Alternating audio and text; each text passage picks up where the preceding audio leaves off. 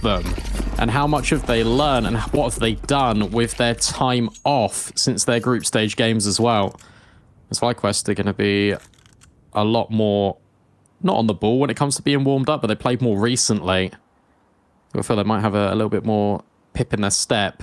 Double B setup and, in fact, triple. And they've got all of the control. Magno is holding for this. BetBoom decided to start on the T side as well. Oh, yeah, you don't expect that. That's that head-to-head coming to play early. Ins taking the first goal. And Siren's now comment that they're not here, so you've got to be careful about the potential of the flank through connector, but Dexter spotted them. BetBoom accelerating up towards Gap. Nafany, going to be flashed, but in actual fact, it doesn't work out whatsoever. Trades are immediate. Flash does work out for CTs. Siren, that's one way to get space back. Taking through and taking two. Like Ins could have been able to find that one. Now the bomb can head back to B. You know, Ali and Liaz were over here. They're both already drawn blood. So bomb plant guaranteed. Siren needed to stand on. Because now it leaves it to Zorte, who planted the bomb, but surely just going to get run down by these CTs. Yeah, no way to go. Bomb plant something, but FlyQuest take the pistol. Yeah, look at the FlyQuest sort of posturing in that round. It was aggressive and it was fights on their terms. A triple push down B confirms it. Then Nafany tries to get flashed in at Gap. There's two players already there trying to deal with them. Every fight is unfair. And FlyQuest are taking them just when and wherever they want. They were all over the map. And that is immediately out the gate going to make BetBoom uncomfortable. What a shot to get things out from Ins. Beautiful stuff. Aware that BetBoom were going to play it pretty slow. I guess when you're not hearing those fast steps over the bridge, you just feel that you can take that space. Decent buy for BetBoom, though. We've got 4 Galils, a whole gaggle of them. Ins, hearing them coming. Nafany, close by, draws first blood. Vexite removed early. But Ins, quick to strike back. And this T-Smoke actually gives him space to work with. He needs to because Zorte's found Dexter. But that might be all they find, because elsewhere on the map, FlyQuest are grabbing all of these kills, and now Siren and Zorta, who are just kind of confined to the bottom of A ramp, need to look elsewhere. Mid was a success story in the pistol, and now they're working their way back, but look at this. Everyone from FlyQuest is meeting in the middle, a rendezvous of violence about to come through. With Ali taking point, actually, he's now on his own and can't adjust in time. These players need to get to a crossfire quick. It wasn't, but it's saved. All good. Ins and Liaz find the remaining 2. They're quick to pounce. It looked like FlyQuest were actually going to double up, as you were saying, and just take the space, which would have actually been perfect. But they decide to send Ins back just in case someone's walked up A and to watch behind. I think there was a big gap in Gap, funnily enough, and I think they were slightly worried about that, so it changed their mind and it almost cost them. Thankfully, Liaz and Ins weren't that far behind, so able to just pounce on, deny the mid positioning. Oh. You gonna go for it again? Yeah. All right. Run boost, take 2 for Magno. And he will make it. Oh, only for a moment. Liaz denies. But I like this from BetBoom because what they're doing right now is limit testing middle. Think about the pistol. Siren's able to get 2 kills. In that follow-up, there was only 1 player there and he was denied by the rotates. Here, BetBoom are just trying to get a sense of how FlyQuest are setting up in towards middle. What are the most common angles? How can we exploit it? Not only in this round, but for the future. Vexite here immediately. Dexter, they've got really good layering up into the top of construction and down the bottom. But they disengage because Alistair's got all the ramp. That's what allows them to do this layering. You feel that Dexter, along with Vexite, will be able to deal with anything that comes this way. Is that boost spotted? Keeping it clean, the key thing for FlyQuest, which I think they will. Indeed, seems to be 5 alive. Unless Kyron hits a little header, but a 3-0 start is going to feel very good for FlyQuest. What do you reckon to the T-side pick from BetBoom? It means that they've got something planned for Vertigo, and they probably expected it was always going to be either this map or Ancient, as you were saying, so they would have done their homework. The priority, it's been towards mid, and it's been towards B. They've been giving individual fights over towards Liaz quite early, and so far he's passed them with flying colours. But it feels like that might be the area of the map they maybe want to just lock in and pinpoint.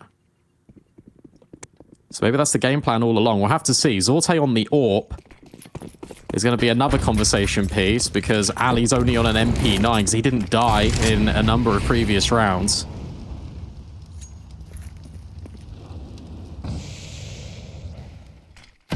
Yeah, I think pressuring Liaz feels like a logical move from BetBoom. He's off to the races pretty well. 5-0 start. For some dry fights on ramp. That Resmoke's not going to do much with Chiron's positioning, but it will separate him from his team. Maybe that doesn't matter. No, it doesn't matter at all. He's found 2. I think Vexide's guaranteed for the trade.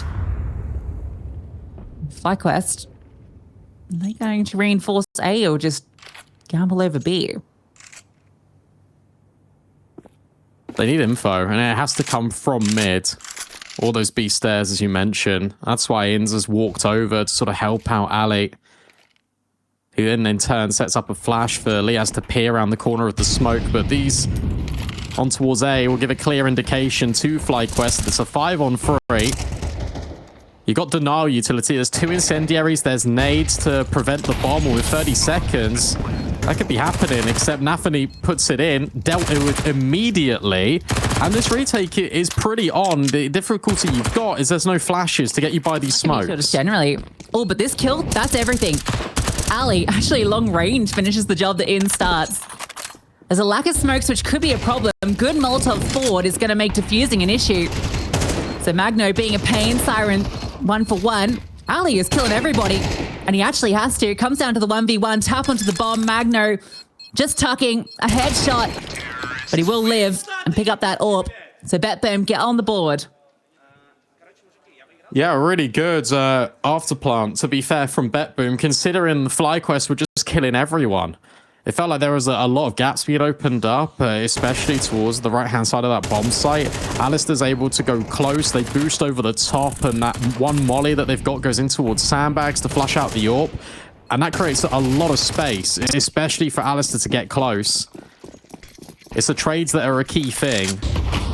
Also, what's interesting is, despite this early utility that's being put down as we see over towards B, that's kind of all it is. When there's gunfights, it's very contact heavy.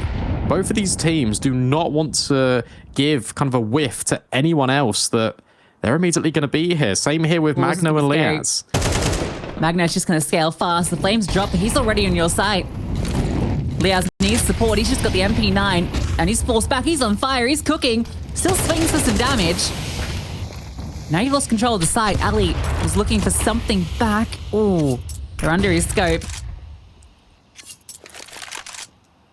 That's going to bring the bomb over. And there's not really anything you can do. You can't denial with utility, and I think off the back of just getting that entry kill, getting the site for free. This will be a second for BetBoom.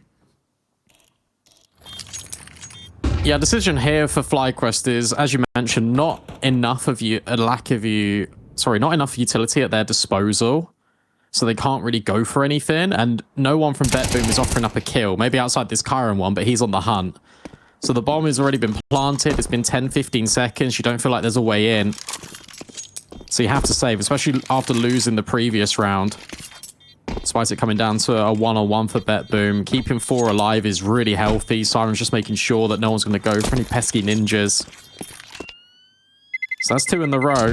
That normally signifies it would have to be an eco for FlyQuest, but that's not the case with 4 staying alive. So they can keep the pressure on. But there was that B hit coming through. Liaz was under pressure. Magno just walks up on pure contact alone. And it's enough. Unlucky. Liaz, yeah, has the MP9, so it's a bit hard to fight forward. If you had a rifle, I think you actually would have won that fight onto Magno because he's slugging. I think he hit the headshot with the MP9. But his odds don't change into this one because it's the same weaponry. Dexter's upgraded to an AK that he found on the floor. Thanks to that lurking player.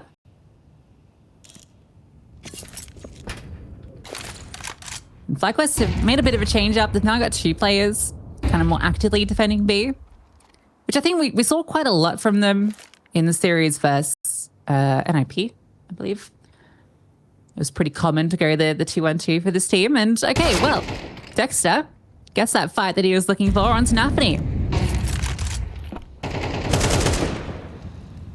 It's interesting the way they're using this waterfall smoke because they're just playing right behind it. Zorta doesn't know which way's up, and Dexter just headshots him immediately. And where you staved off this A pressure just by having Dexter almost alone taking these fights, that's going to force BetBoom into B, which again pushes them into that setup that FlyQuest had initially. Even with Inns being on mid, he can quickly rotate away. He's also got an incendiary, which he's holding on to for when this hit comes. A boost for Magno. Liaz can, get spotted. That's what he can do. But now the utility, it's really good, but he gets blown up. The flames will finish the job. And Inns gets further support. Good swing, perfect. And Dexter, he's got Chiron's number. That's a perfect defense of B. Yeah, it's also so important as well, FlyQuest there, even with their double setup, not to overextend too much, because whilst the primary fights are happening on A and Dexter gets so aggressive, you don't want to lose your B players just by them overextending. So a good micro in this instance by FlyQuest, because it has been Liaz that has been caught off guard a little bit by BetBoom when he's actively fighting towards the stairs. They make sure that doesn't happen. Aggressive, more so from Nafany. In fact, he's just up and over the first sandbag. They even smoke the second one just to prevent FlyQuest from being there. Boost up for Vexite. Can he see anything? Because he's not being considered. Yeah, it looks like Nafany was glancing there occasionally, but Chiron falls. Ali was quick to run away as soon as he heard those footsteps closed. That's a good molly. Oh. It's all right, Vexite's there. Oh. Everything's okay. So nice pickups. Forward flash. All the T's are present. They have no utility. So again, they just have to take forward fights. You think they're going to try something cheeky like pushing a smoke, which if Magno does... Oh, that was a maneuver, an attempt. Falls flat. And Siren's kill, the only one that sings out on this bomb side for the T side. Dexter from the back lines. That one, a very solid lockdown of A. Yeah, and again, this kind of follows suit into what we've been saying about the first few rounds for FlyQuest. It's very proactive. They're not resting on their laurels when it comes to the defense. They're not allowing BetBoom the room outside of sort of taking the initial space towards a ramp. This boost from Vexite getting the first kill denies space. And notice how Alistair's already mollying sandbags, allowing Vexite to get back on the angle. They're not done there. They want to retake the space before BetBoom can even set up their utility, which they didn't have. But even if they did, it wouldn't have helped them greatly in that situation. Nafany's up gap again, trying to be a menace. However, that nade is perfect from Dexter, and he doesn't have to move off sandbags now. Liaz, was he spotted? Good news is, no flames in his face, so he can just sit back and no, he was not spotted. Silent 7-4, giving him plenty of space to work with. Apart from this Vexite death to Nafany, likewise, are doing a good job of not losing numbers to these situations. All right, I spoke too soon. But surely, the 2 falling will likely be all. You think? Sorte got for us. This is impossible for him to get past. Liaz just needs to not peek because Ali's got the line. Okay, they just swing together. I feel like, obviously, you speak about not swinging and being able to close rounds. That has been influenced so much with Dexter coming back into this team. because obviously he went and he had his European adventures. Obviously with times of Fnatic, with Mouse, he went and got a wealth of experience on kind of how to deal with this and making sure that the mid rounds are a lot more succinct. You're not overextending, you're not giving any chances, especially in rounds like that, which could be posed problematic. So Liaz swinging at the same time, perfect, because at least you are, again, guaranteeing a trade. It's limiting your risk, which I think has improved so much greater since Dex has come back into this team.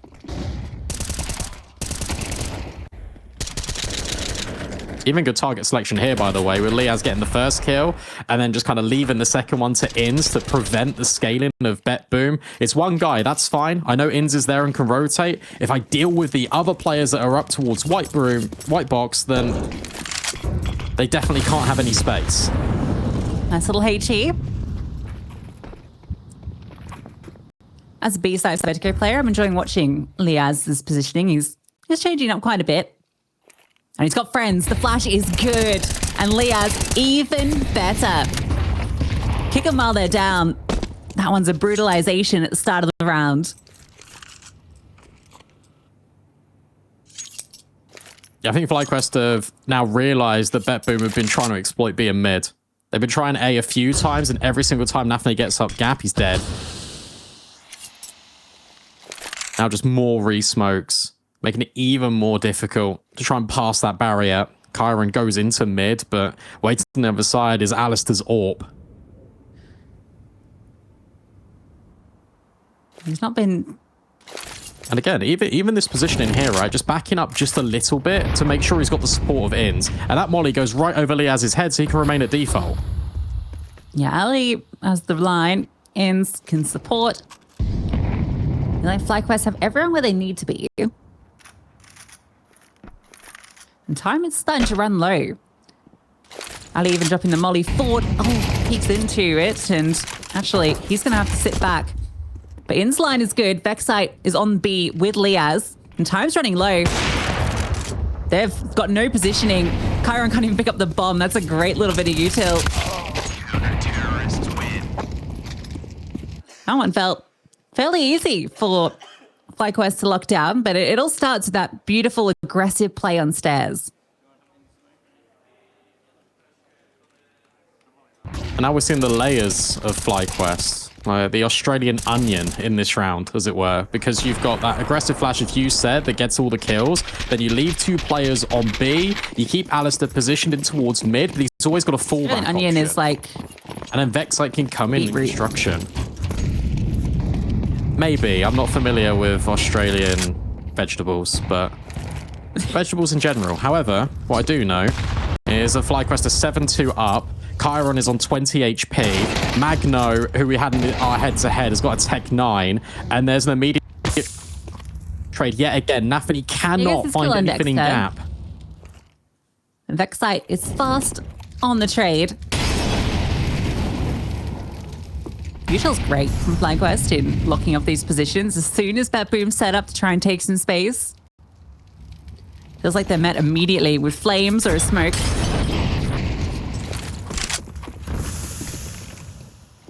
Now going to give A go.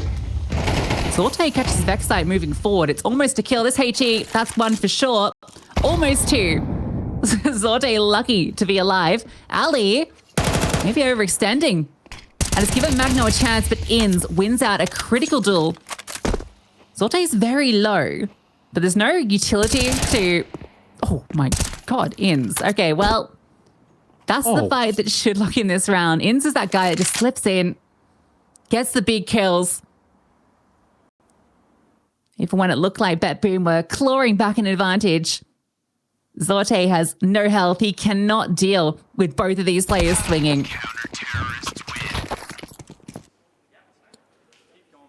Yeah, that was an overextension there from FlyQuest. I think just getting a little bit too comfortable towards the base of ramp because that was pure contact. Wasn't set up with a flashbang, and there was just 3 BetBoom players just staring over at this position right here.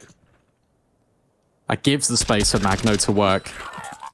But again, incredible from Inns. Mr. Reliable. It might not be Innsferno. It might just be Inns' Pro League.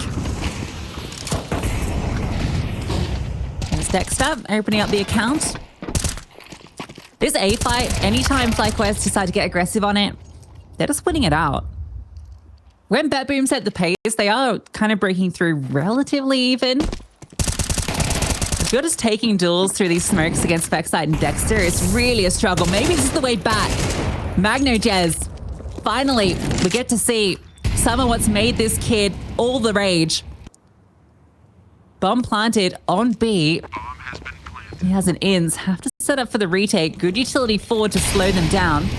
But that's all the utility.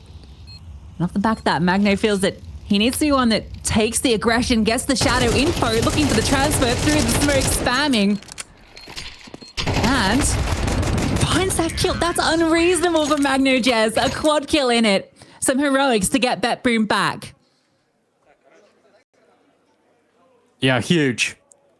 Huge from Magno. And that is just an individual bailing BetBoom out of trouble. Because as you mentioned, when FlyQuest are going aggressive on A or B, they're finding the lion's share of the kills and the possession of map control. Because you see it start like this. Sure, there's a trade, but you think, okay, well, FlyQuest are fine. They've got the round. And then Magno just pulls this out of the hat, uses the shadow and the smoke in towards elevator to take all of the space and make it so difficult for FlyQuest to try and retake. That's one back, and Zorte looking to make amends here on B. He's scoping forward. He sees Liaz, and he confirms the kill as well. And that means that BetBoom is going fast. When they can just strike, capitalize on an advantage, that's when they're able to make something happen. Ins has to fall back. That spam actually does a huge amount of damage, but he also is dealt it. So obviously will be a retake going forward. It's last round of the half already. This has flown by. Because this was so quick from BetBoom, they've still got utility to keep putting forward. And Siren on the mid leg, he's going to be the big element for BetBoom to secure this round. All the retake utility for the CTs. Ins is ready to jump. No, he's going to go backwards. No, forwards. Straight over, but blinded. Can't see a thing. And this one, oh, the missed shot. Not going to happen. FlyQuest with 8, BetBoom with 4, just getting a couple more at that tail end.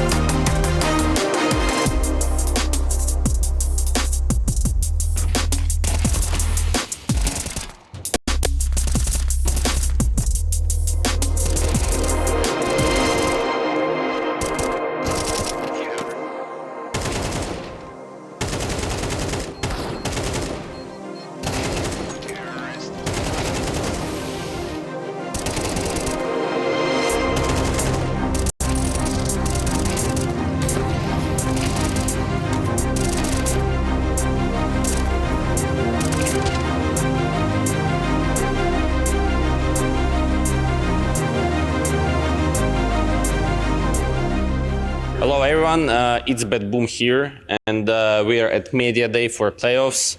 So Kyron, what could you say about what's going on here?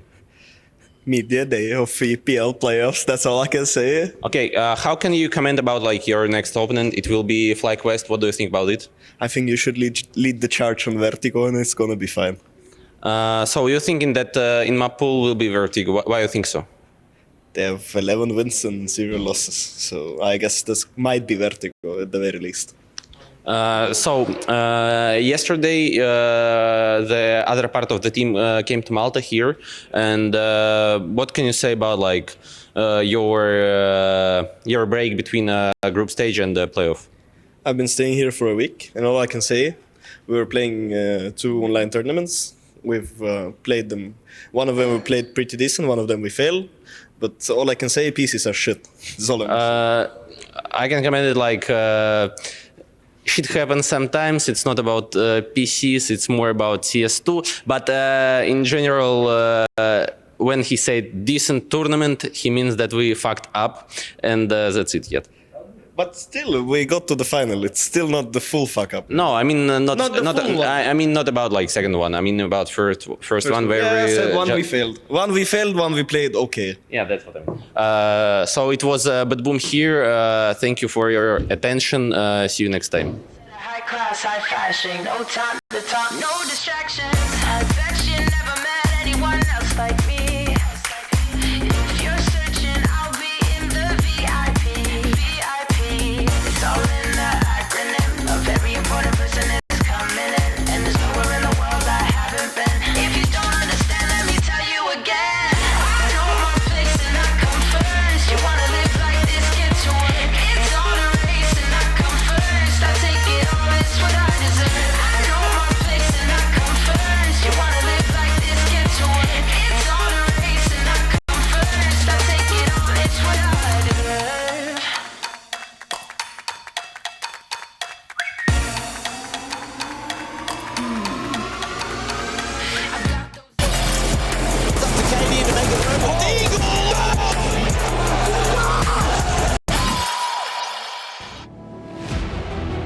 Straight from BetBoom themselves, right? They said it. They were playing 2 online tournaments at the same time whilst being here in Malta. And although Chiron was certain that it was going to be Vertigo, how much prep do you actually put in when you know you're running deep in all of these other tournaments? That has to be another conversation piece going into their mind. Able to get 4 right at the back with 2 rounds in succession in both instances. Now they go on CT's side. We'll have to see if they can kind of bounce back or if FlyQuest going to run away with their map pick. Well, let's see it. Straight up A for the T side. Fast with it, Zorte. That flashbang. Beautiful to set him up with the Dilberettas. He makes mincemeat of them, Ints eventually responding. Chiron. That looked like it should have done more damage. Double HE. Nafany. Oh, Nafany's just walked through and he's found 2. A massive round from Nafany. BetBoom will get the pistol. Yeah, that's great from BetBoom. The flashbang was fantastic to get Zorte on the angle initially. You might expect Nafany to walk through and hold, but you don't expect, again, Chiron who survives at sandbags, and then there's even another player, I think Siren was just behind. So we said about proactiveness on CT from FlyQuest, it's the same here for BetBoom, and they love a fight. Let's see how it pans out. Investment here for FlyQuest. And on that CT side, it was actually Alistair, his positioning on the AWP, which made it much more easier for FlyQuest to poke and prod on the extremities of the map. Maybe his influence would be vital here on the attack. Magno about to go blow for the first time in this second half. Peeking with the FAMAS, waiting for the run boost, but his attention diverted and he's nearly dead. Yeah, and the HE does nothing.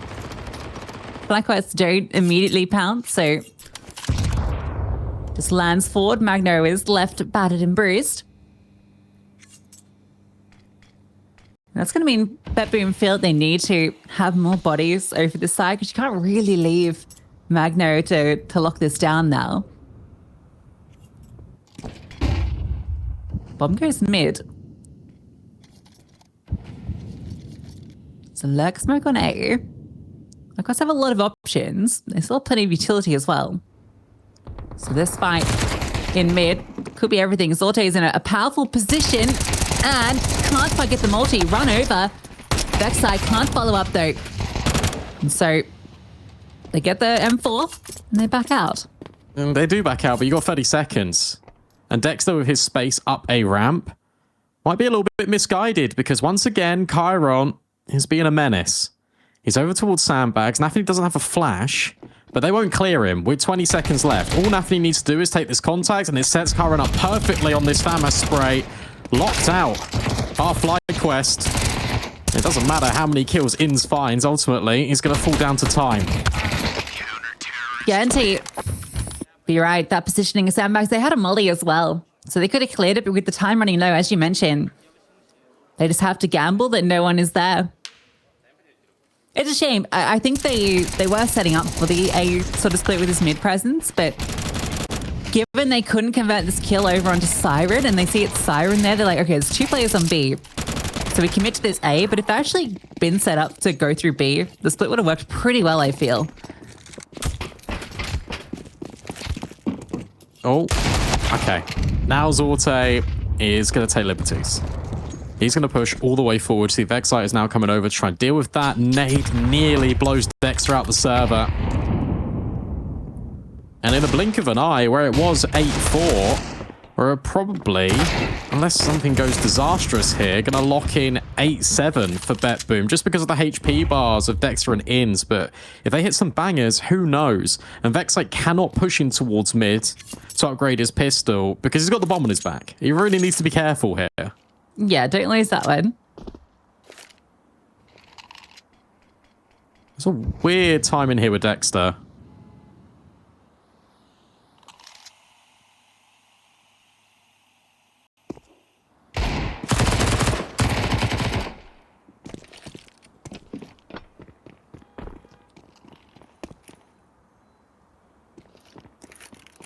Now, what can Inns do? That smoke that was put over towards Gap just really helped Siren and his angle management, and then the MP9s can just clear up. So there is that 1 round deficit. I think, Lucy, what were you saying about second rounds? Yeah, I always find the second round T-side investment interesting if you didn't get the buy. I understand why, because you were trying to break the CT economy early, but when you've got an 8-4 lead, I wonder if it is the best play. That's pretty risky when you already have so much space to work with. Or maybe that's the reason, because you have so much space, you feel like you can. I don't know. I don't always love it. When it works, it looks great. When it doesn't, you end up with an 8-7 scoreline. Oh, can he see in between the gaps in the tarpaulin? I don't think so. Nafany, he's being spammed instead. They need to back out of here, FlyQuest, because if there's a well-placed flashbang, Nafany can run them down with this SMG. Yeah, and you think Ali's gonna hit this quick scope here? Like, this is tough. Okay, Dexter slides in. Ali gets out. Let's get the open it. Zorte is very aggressive mid. I wonder at what point he leaves, or if he just stays present. He'll probably stay present because of this push right now from Kyron and Siren. You see Magno's actually walking over to help him out. With Kyron grabbing this space, Siren's going to rotate.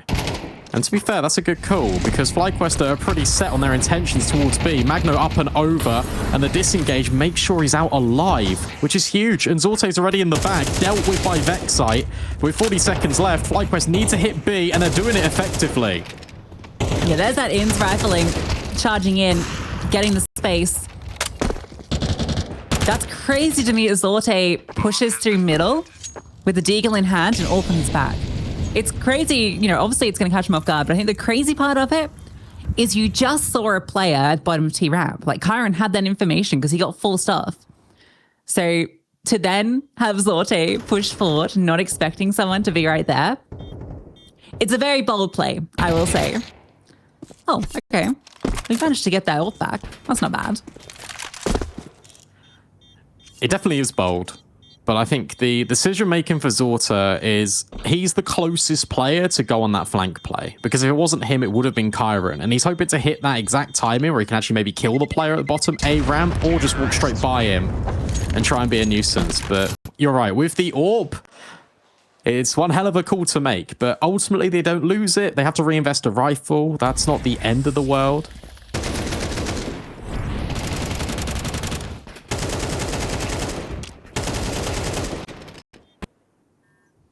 Very explosive, very decisive, and very clean from FlyQuest.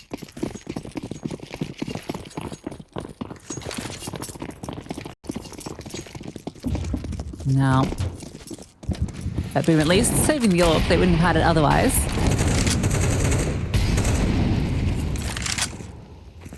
This fight in ramps where Nafany gave up his life the first time around. He still wants to play ball. Got all the gang here with him. Good damage. Goes both ways. Nafany through the smoke finds Dexter. Ali Flash can't get the trade.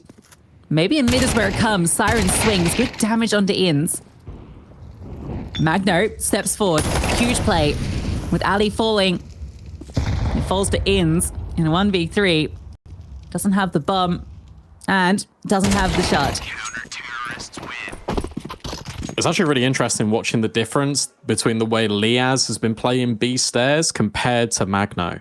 When Magno is on his own, he's taking a much more active position where he can always disengage, whether that's over towards double box. He's never really over towards quad or white. He's never like fully invested into always taking these fights by B stairs. And that's allowed him in the last previous rounds to be quite dynamic and help BetBoom out with middle. Because FlyQuest were not ready for him to be so close towards construction. So a good round again from this defense, holding up both A and B. But with mid being breached by FlyQuest, this is something they might want to consider in their back pocket for the future. With this one, it's just a hero AK on Vexite, scaling up A ramp. And A's not doing too much damage. They've been given a lot of respect here. Ow, okay, never mind. Yeah, I wonder if that gets passed over to Dexter. He also has armor. Let's see if they can breach through. Running in, Liaz gets one, but that's done. Okay, that was quick. Very fast. Chiron with the quad kill. And we are 9 apiece, out of nowhere.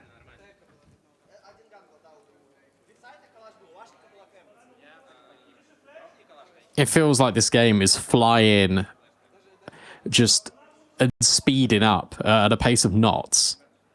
I thought the first half was fast, or this second one almost feels instantaneous. Both these teams just having head-on collisions all over the map. Ali's been prioritized this AWP with Vexite's investment in the previous has been reduced to a Mach 10. It was that B bomb site that FlyQuest were able to open up. It's really been their key path for success, especially with how good Nathany and Chiron have been at locking down a ramp. Yet again, 4 players. In fact, make it 3 for FlyQuest here and ready. But with that Molly giving off audio, I wonder how long it will be before Zorta comes over to help out Magno. I need it. Oh, Ali just shoot? Yeah. Magno's got a good line if Ali decides to jump up. Puts the boost from Inns. Oh, okay. Now he lets him know. And Inns boosted. Falls. This is the difficulty with going towards B when you've got Magno there. He is, as we highlighted in the pre-show, pre-game, he is the guy for this team. So you do feel like A is the answer with Nathany hanging out here. And he's, well, not hanging out anymore. Chiron's very quickly running into gap just to smoke that off, slow them down, allow for the rotates to come over from his teammates. But Dexter is very quick up, and Chiron can't convert the spray. Bomb gets tapped, but it's actually being planted close in the corner. Spam over Vexite, providing one back. They do have the advantage, but for a moment, Magno just charges in. This guy is doing it all for this squad, but Liaz gets the kill back and spots the second. Liaz spraying from beyond, and it is 2 from him, 4 HP remaining, but FlyQuest get to double digits. Yeah, really good mid-round response there from FlyQuest. Just removing themselves. They see Magno is over towards B. He gets the supportive utility, and he pushes himself up. And notice how that's the first time, really, that Magno has pushed up, and that's because he's got support. And FlyQuest just reset. One player is jump spotting at A. They know it's going to be vulnerable if Alistair hits the shot. And whilst Magno tries his very best, it's Liaz that just stands in the open.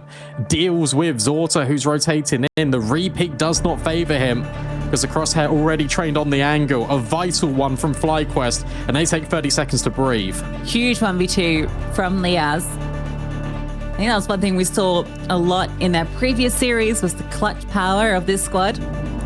Mostly been Inns that's been delivering it, but we've seen a few clutches from Liaz. He's always a good closer, it seems.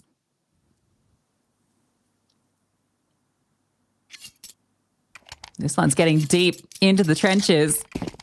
But BetBoom, if they lose this one, you can see it slipping away from them.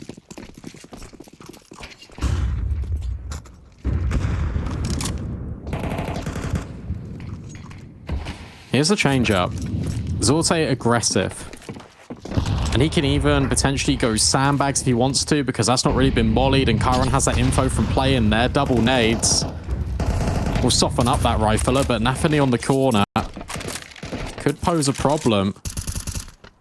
It's the first time we've really seen Zorta deviate away from middle. And Siren and Magno, they don't have the best amounts of utility. No one does on this CT side, so that's why they're being so frontal focused. That's why they're getting aggressive. Zorta's going to take the first contact, try and bait Nafany in, but if this defense falls, then A is open and FlyQuest surely take the round. Who budges first? You feel a flash might come forward? No. They don't get anything on A. So it's time to leave. The problem is, if this lurk goes too soon, ooh, Dexter swings. There's Nafany. And now they have to go. And the setup looks good. Oh, flash on the Magno, but he's undetected. And he swings out, cleans up. There's a kill back from Ali and one from Vexite beyond the grave. But a very tricky clutch for the AWPer of FlyQuest. Just going for the bomb plant. He's actually managed it. That's huge with the money where it is. And, oh, smoke. Ali, he's making the play, but Kyron's aware. Denied. 3 alive. And we're equalized. Yeah, really good setup from BetBoom on A. And as soon as the lurk smoke is dealt with, that activates these 2 players of BetBoom, and they know they can just remain there because Nafany's got all the forward information. There's only 1 player walking, and that's Dexter, the IG out. Everyone else is going to be heading up towards B. And yet again, it's Magno who's far pushed forward because he's got the support from his team. And I really feel like that can be exploited if you're FlyQuest. If you see Magno up close, you know there's a second guy there. If he's playing sort of towards double box, if he's playing towards default, he is on his own. One plan at least makes this round somewhat interesting for FlyQuest. It ends with the hero AK. Now, I would like last round for them to at least push it a bit more aggressively on A. This round they will. Kyron's forced off. Nafany slinks in. Now it's free for him, so he can disengage. HE's exchange both ways. Nafany's the one that comes out worse for wear. Now there's 3 defenders on the A bomb site. Oh, he'd thrown that. Would have been actually great, but they're waiting for the smoke to fade, so Dexter has nowhere to go. Yeah, there it goes. As it dissipates, Kyron's able to get the first. So difficult for FlyQuest. Again, we spoke about the weaponry, but it's 1 flashbang. That's all they can really work with. And for Kyron and Siren, they can just peek at a moment's notice. Nafany can step in from gap. This one is a lockout and a shutdown. BetBoom able to grab another round. They are edging FlyQuest out of Vertigo. And from such a dominant start, especially on that CT side from FlyQuest, you didn't really expect it going this way, but it's just been the Nafany and Kyron show at A ramp. And FlyQuest, they can't get past it without losing at least 1 or 2 players.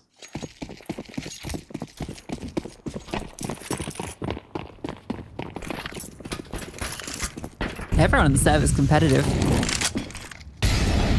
Doesn't feel like there's a weak spot you can exploit. This time Dex has managed to actually get a pretty aggressive flashbang, and he's ahead of it. Nafany tries to drop the defensive smoke. Dex is too quick. It's an opening kill for FlyQuest, and one that they need to capitalize on.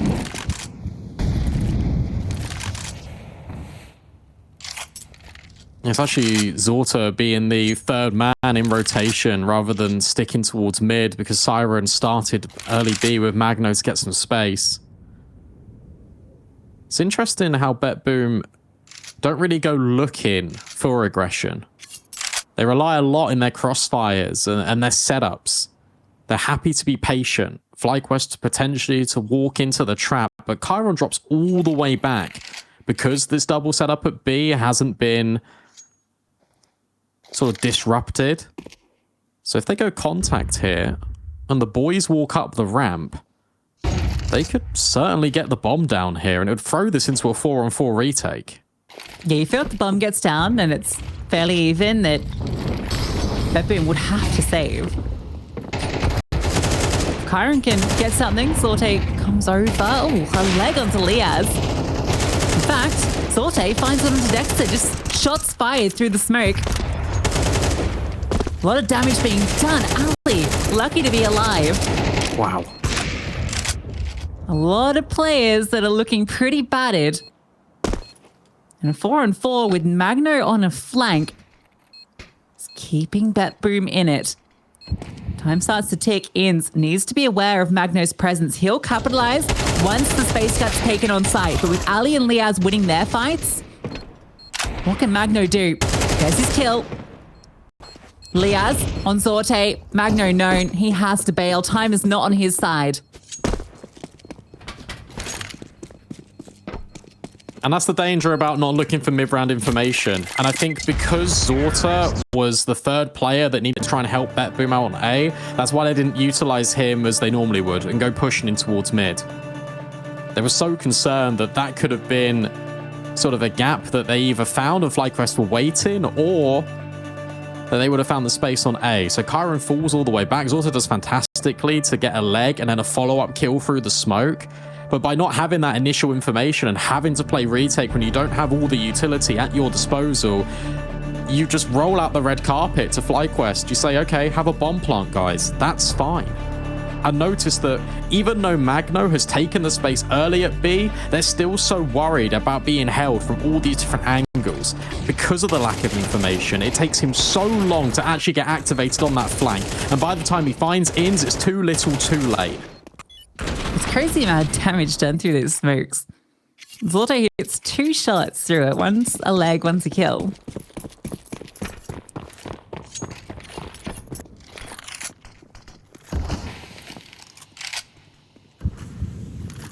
Running at the brink for both teams in round 23. Again, for BetBoom, they've got this 3-player defense on A, but FlyQuest, they're interested in being with Vexite falling through the smoke. I feel like they have to make this move soon. A boost up on left side. Inns looking for Magno, who is about at quad. Molly to default and a molly onto Magno. He swings and he finds the kill. He's burning, but he drops the smoke in time. Siren has arrived. Eventually, Liaz hits that HE.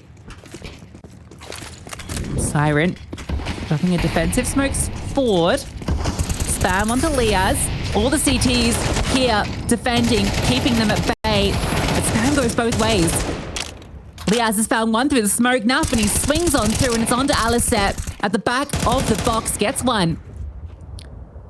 That was onto the low HP player. Drops down, but he doesn't have the bomb, so he does have to commit to this position. And Zorte can just hold down the cross. He gets contact. That's when Kyron can swing. How does Ali find the way into this? Time is ticking. The AWP holding the line. The swing is perfect. And he spots out the second. Ali can't quite connect, but a nice attempt. That is so tantalizingly close for Alistair. And a really nice try in the 1-on-3. But BetBoom, ultimately, they put themselves to be in a favorable position here because FlyQuest have not really been faking any bomb sites. And as soon as Magno gets the contact and he sees 2 mollies fly over, he knows that's going to be the full commitment. It's really been one-way traffic when it comes to these site executes. And that is why BetBoom, they over-rotate everyone. They put themselves in the best possible situation to deal with that hit. And sure, it runs really close. But by having enough pieces in the right place at the right time, make sure that it is always going to be a 1vx for FlyQuest. A great try from Alistair, but now FlyQuest needs to try and build on that and force OT on their map pick. Otherwise, it's BetBoom with a leg up in this series.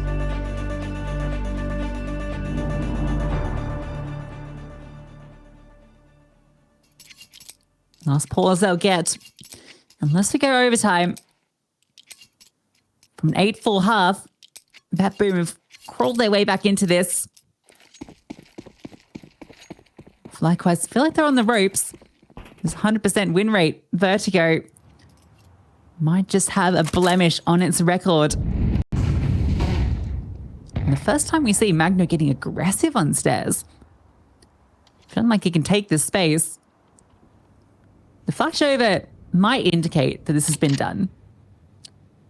And if they can catch him off, deny a multi-kill, and go fast onto B, the CTs are out of position. But this is the first time he's ever been here. And this is good from FlyQuest. This is the first sort of round where they've ever sort of prioritized middle. And look, Siren's walked over to try and guarantee this, to support Magno. He might even be able to take contact here as well to set Magno up for success, and they're not ready whatsoever. Magno and Siren lock off B. Zorte's even the third man here, holding things down at mid, and it all falls on Liaz to try and keep this one alive. It would need to be the ace, and he can't get past Chiron. BetBoom survive, and they edge out FlyQuest on their map pick 13-11.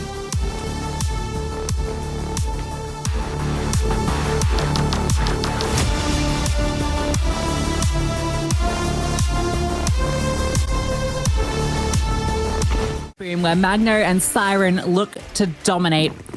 So the number to say, enough to beat. That's what Nafany says.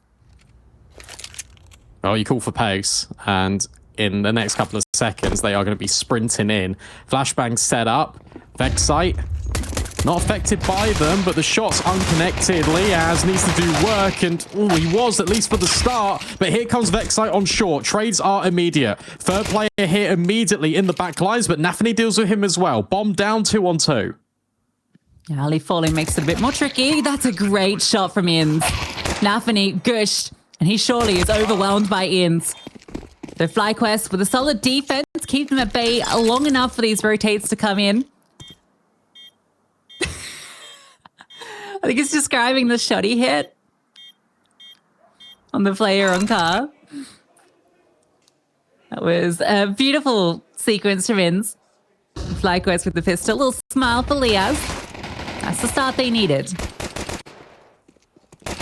Great positioning as well from FlyQuest just to kind of dodge all those flashbangs. Oh yeah, there's that shot. Sure, why not Inns? Able to start off his red hot form, keep FlyQuest within my arm's reach of BetBoom by grabbing that pistol. Force buy, you call for it. Out of BetBoom in the pre-game, they bring it out immediately, because of course that one came down to just 2 players staying alive. They also got the bomb down here, BetBoom. They want to keep the pace on early. Want to try and disrupt the economy, not allow Alistair to be on the AWP as soon as possible. A looks like the final destination, and with 2 players in connector, this could be a strong defense. Yeah, it's not the best buy, is it, for FlyQuest? Nafany gonna walk through. Dex is ready. Tries to make a play. Can't quite get it done. Siren very low from the early damage. Inns finishes that job that was started by the scout. Chiron gets one back, but it cost him a lot. And there's Vexite over the top. The spam almost on the Zorte. In fact, Inns will just get him through the box. Oh, It's a crash, but he wasn't going to win the round anyway. Still, it's unfortunate. Just CS2 things. Good positioning, though, from FlyQuest. And notice how they're being a little bit disrespectful. As soon as Dexter gets this first kill towards Connector, walks ahead of these smokes, tries to support Inns. Vexite does the same as soon as he gets the info that Chiron is low. Just overwhelming pressure. That Palace player definitely could have helped. But he's back. Needs to be the eco as well. No bomb plant there for BetBoom. I think one thing that's quite interesting to note, we talked about the experience of this BetBoom squad coming into this series, and it's a very young team. And I think it's quite a testament, whether it's to Nafany as the leader or just to these players generally. But considering how down they were, it was what, a 2-8 scoreline. But they're able to kind of crawl back into that and not let it kind of crush their mental is a really good sign for this team, considering the inexperience of a lot of these players. That's very true. I think it also harkens back to the fact that if you take a look at just on paper, the veto and the way it's going, FlyQuest were almost assumed that they were going to win that map. So even if BetBoom get blown out, you could just write it off and say, okay, don't worry, we've got Mirage coming up next. Another B hit potentially on the horizon, but Magno's already been dinked. Vexite can deal with these players jumping out the window, no problem. And the bomb is not even going to get put down, shut down by utility from everyone on the side of FlyQuest. 3-0, and similar to how it was on Vertigo, Mirage is a fast and furious start for the Aussies. Yeah, good defense. Don't allow the bomb plant to go down, which is, I guess, the key objective, and don't lose players. Can't hope for much better than that.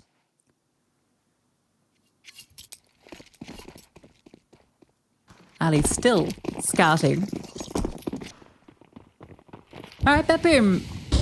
The B's in the name. Is B in the game? I'll tell you right now, it looks like it is. Hefty HE. Ooh, Liaz. Not seeing Magno, so he needs to be careful, because Magno can just swing and maybe tap him out the server. He's hearing this jump. It's Nathani that draws first blood, and there's that charge forward. The flames actually force the hand of Magno Jazz. He doesn't like how that one pans out. Siren able to swing through, deal with Dexter. It's an advantage for BetBoom, but FlyQuest rotate players to the right bomb site.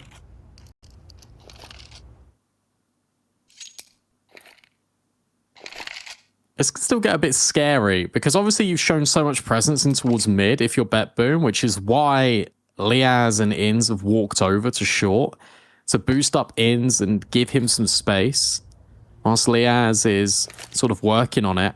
Ali pushing Palace confirms the indication, and it looks like Liaz is going to get ahead of this just in the nick of time. Ooh, not able to get to site though, so he has to play by pillar. Inns boosted, has a beautiful line just to spray down. Getting out of apartments is looking to be the biggest problem for this team. Liaz, another before he's felled. Inns is just looking at feet, and he's loving what he sees. Ali's on this flank, which is definitely going to be way quicker than BetBoom have any possible suggestion it could be.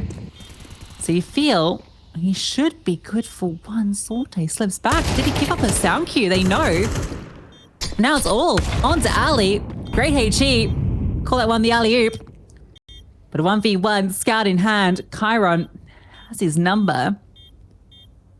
He just needs to tuck and sit, which is exactly what he's doing.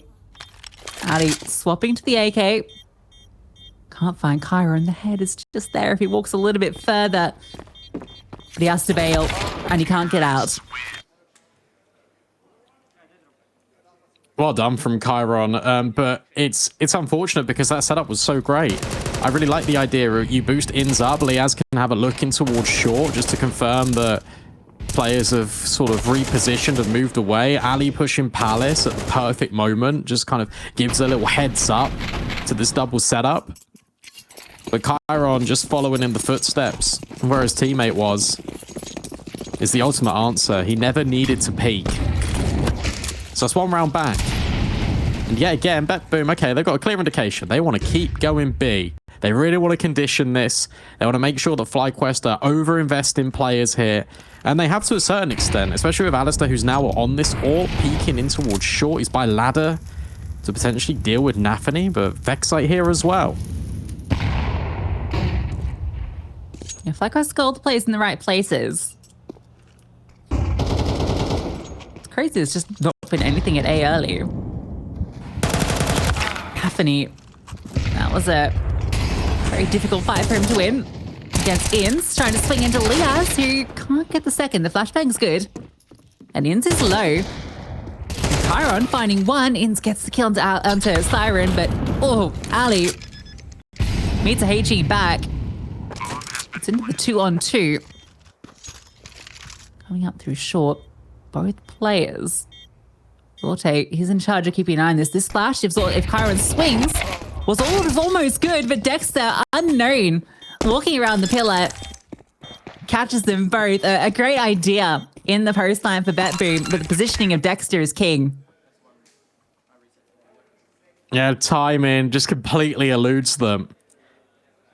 And what's wild is that could have even gone a little bit wrong there for Dexter, because if Sorte pulls out his flash and doesn't go around to the other side of the pillar, then he potentially could have been spotted. Dexter would have shot. Maybe the trade would have been instantaneous. But not to be the case. FlyQuest hold on, and that shuffle of having Alistair over towards short was just enough to have that crossfire between him and the guys in Connector. And here we go. Mid and B has been a little bit unsuccessful, so BetBoom now reset. If they go A on contacts, they might be able to catch Dexter off. Lining up Util, though, punishes Chiron. Getting a little bit bold with the repeat. Magno gets his first on the board, but Ali's hit his shot. Oh, smoke betrays him. Gives Sorte some space. So bomb planted. And Siren's got a very nice post-fire position. As long as the smoke holds up, which it will be fading shortly, but Inns has to go into window. Bomb's not planted for either team. That's going to be a potential issue. Oh, Inns has the kit. Had the kit. Now it gets dicey for the CTs. Sorte, perfect position, not hitting the shots. 1 for 1, but no kit. Flames over the top. Liaz can't stick it.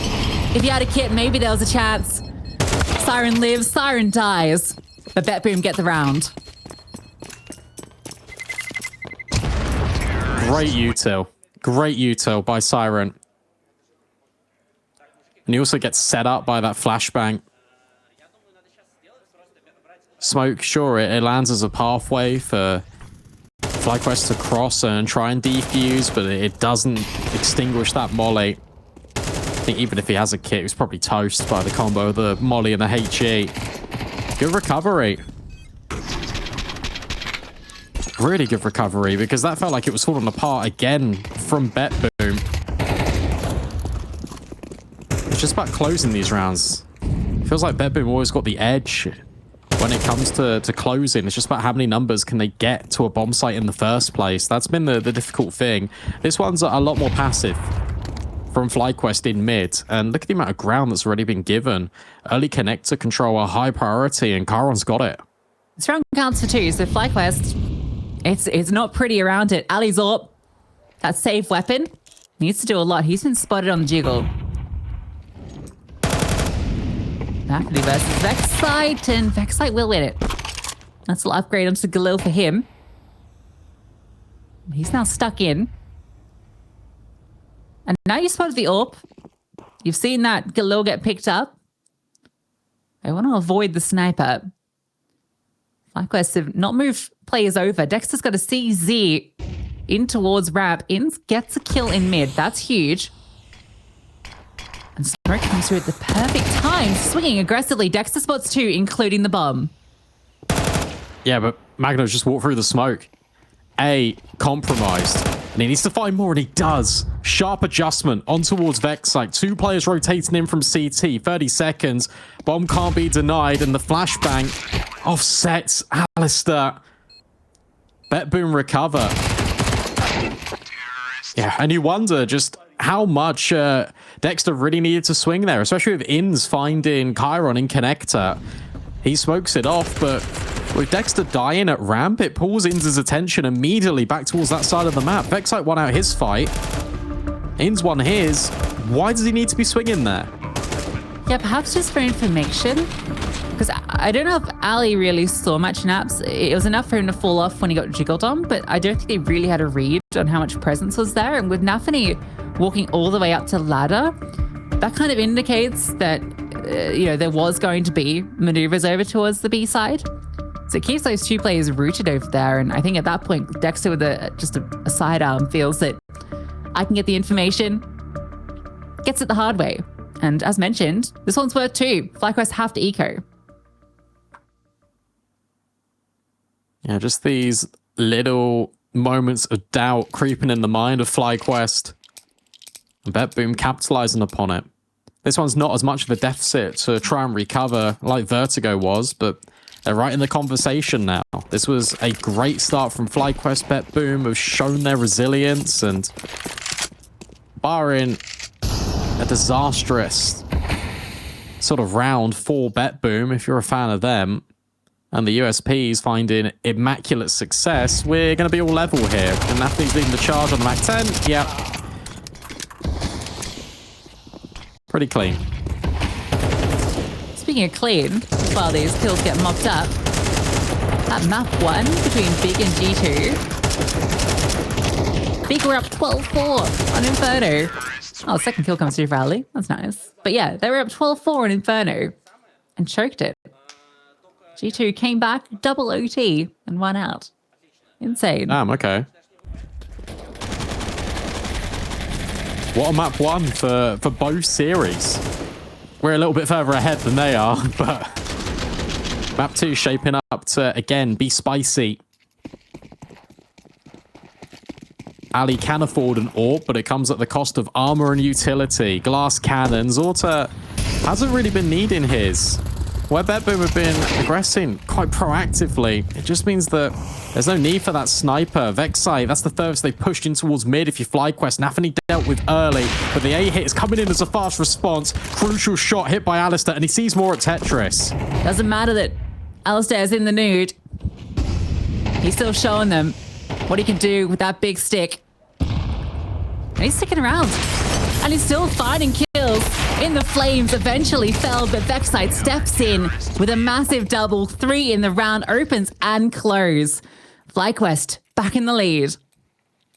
It's so important for Alistair to remain there and grab info, because that just spurs FlyQuest on to swing together. They wait until they're in the perfect moment. As soon as Alistair's dealt with, they just run through these smokes. And they do that because they got the manpower. 2 players immediately bursting through. Vexite at the helm of all of this alongside Alistair. A really quick response and an urgent one needed from FlyQuest. They stop the momentum. Zorte will now wield that big green, but gets naded immediately. Down to 60. And Dexter's in such a powerful position if BetBoom go away. And hey, guess what? That's exactly what they're doing. He is the only one that's kind of present. Ali doesn't have the AWP, and he's sitting back. Dexter, will he go unchecked? He is. First one's his. In picks up the AK, looking for more, can't convert it. Siren's low. Nathani, shows his presence, but what it's going to do is keep one player here. BetBoom have taken the bomb site, but there are a lot of CTs in their spawn. Magno about to meet them. Magno getting the kill, looking for more. Like Dexter. Can't convert the second. So 3-on-3. Zorte's posted up on the angle. Lack of util for the T's, but he just needs to hit the shots. Our first one, all too easy. And I think with ins falling, the AWP, nothing they can do to get him off the line. They're disengaging. That's such a shame, because they had so much utility. Even look at it between Ali and Vexite. 2 smokes. There was more flashes as well on ins that they could have used. Instead, none of it comes forward. They try and contact in, and you're going straight into an AWP, which, to be fair, hasn't revealed itself and has not really been part of the equation until round 10. So you can let them off just a little bit. Surely you give that retake a go with utility rather than just dry facing. Probably wanting to try and deal with Magno. And if there are any players up close near him. But what could have been? Because that would have been the money break-in for BetBoom. Instead, they hold on. It's FlyQuest that are on thin ice. That's why they need to save. And for all the aggression and posturing towards B that we saw in the early stages, BetBoom want one destination. There's one thing on their mind. It's A after A after A hit. It's been the change up after early B. Chiron spots 1. They're bursting into the side turn. Dexter's held on. Eventually put down, but ins. Still active, still here, and he's got support. Flashbangs are good from Ali. Helping him out. Over the top comes Siren, and he's doubled up. Ali finds a little cheeky gap that he can play in. The BetBoom are the ones that take the step back.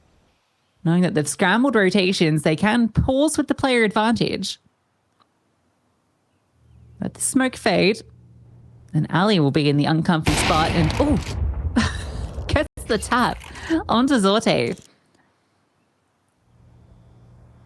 This is just going to be... This round changes. Oh. Oh my gosh. Okay, they have got all the info here, Lucy. Ali's continuing to poke. It's forced them back.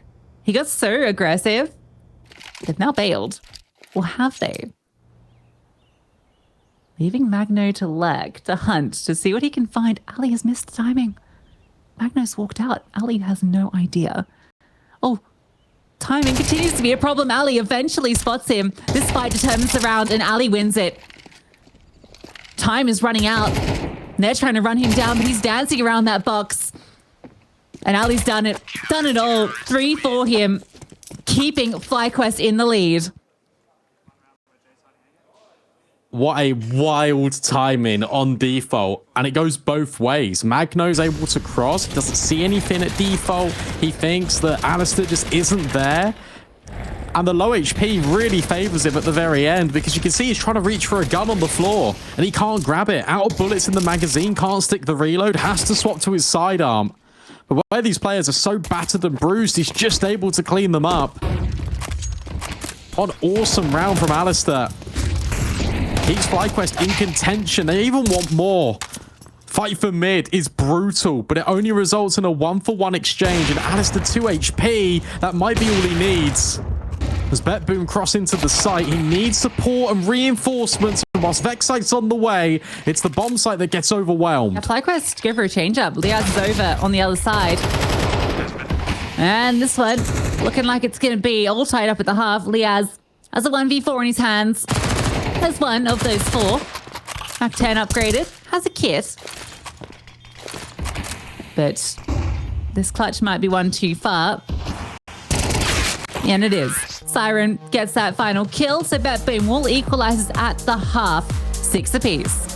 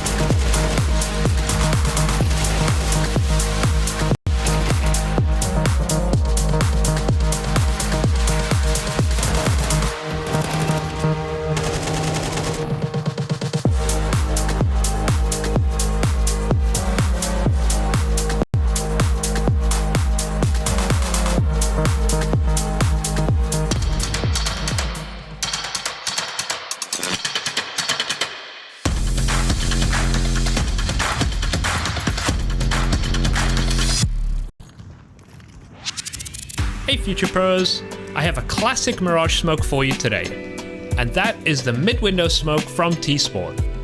If you're feeling a bit too lazy to learn all the spawn smokes, or you want to smoke mid in the mid-round, this should help you out. To throw this smoke, get into the corner of the bin.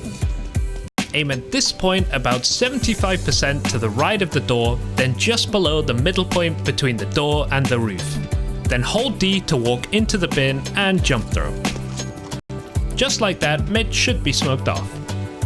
I see a lot of missed smokes for window, so don't be one of those people. Be one of the good ones.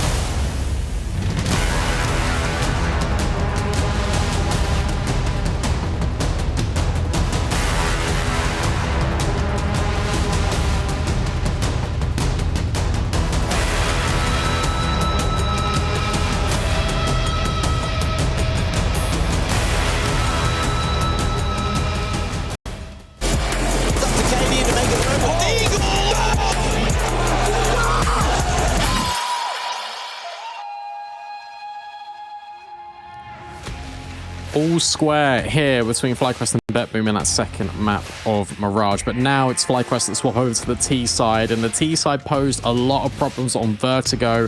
Something's got to change, and it's got to be now, because otherwise BetBoom will take this in 2. Yeah, 8 wasn't enough for the CT side of Vertigo. Is 6 enough for Mirage? Oh, I'm not convinced. But a pistol would be a good way to kick it off. That's what eluded them on Vertigo and got them off to that slow start. It was the pistol and into the Force. Oh, Magno. Did he spot the bomb? I think he did. He was comming pretty loudly. So you've seen the bomb top mid. What do you do? Well, now you know. Backside's walking out. Boom, onto Kyron. Doesn't get the kill, but damage being done onto these CT defenders. Don't think it's the intention. Dexter through the window. An Aussie special. Delivers a shot to the back of Zorte. And looking to walk out, trying to tap away with this P250. Going back to Interestingly B. enough, yeah, they've seen utility, but they haven't seen firepower apart from window. So yeah, they're going to be ahead of this. Siren cut up close to the dual Berettas. I don't think they're going to clear this whatsoever, but he can't line up the shots. One more player in towards bench in Nafany, but he gets overwhelmed by Liaz. Magno at the back of the site. Will he be checked? No, he won't. But once that's bombed down, he's lost the entirety of his teammates. And despite FlyQuest over-rotating into that stack, it doesn't matter. They just win out their gunfights. Good stuff from Liaz. Nice taps under the site, even when low HP, just charges to bench. Yeah, it's an interesting pistol. There's a lot of layers to this from FlyQuest. Had a window boost, the bomb seen mid. We had players pushing up through both ramp and out palace, a HE over to ticket, and then a fast hit onto the side itself. BetBoom have the right read. But they don't have kills. And they're not going to force. Magno has the Deke. Kyron has the Zeus. That's a tough one to get to work on Mirage. We are pre-patch, so it is a little bit longer, I think, if that's where we are. Oh, actually, when was the Zeus nerfed? I think it was after Overpass got removed, so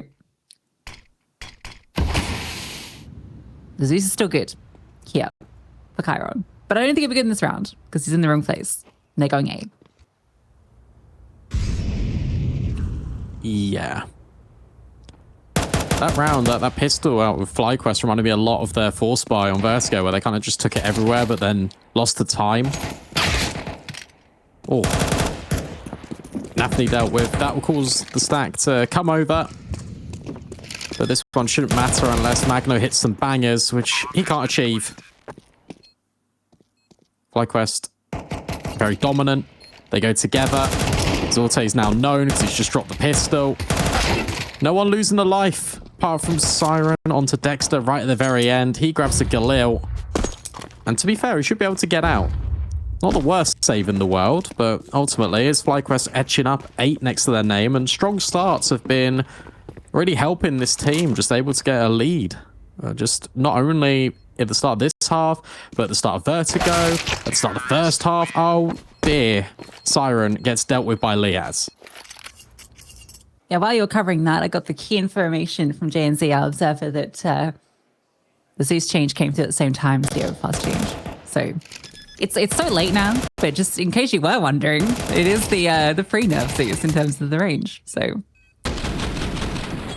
the more you know, little rainbow through the... Anyway, 8-6, FlyQuest. Going to be challenged by the guns from BetBoom.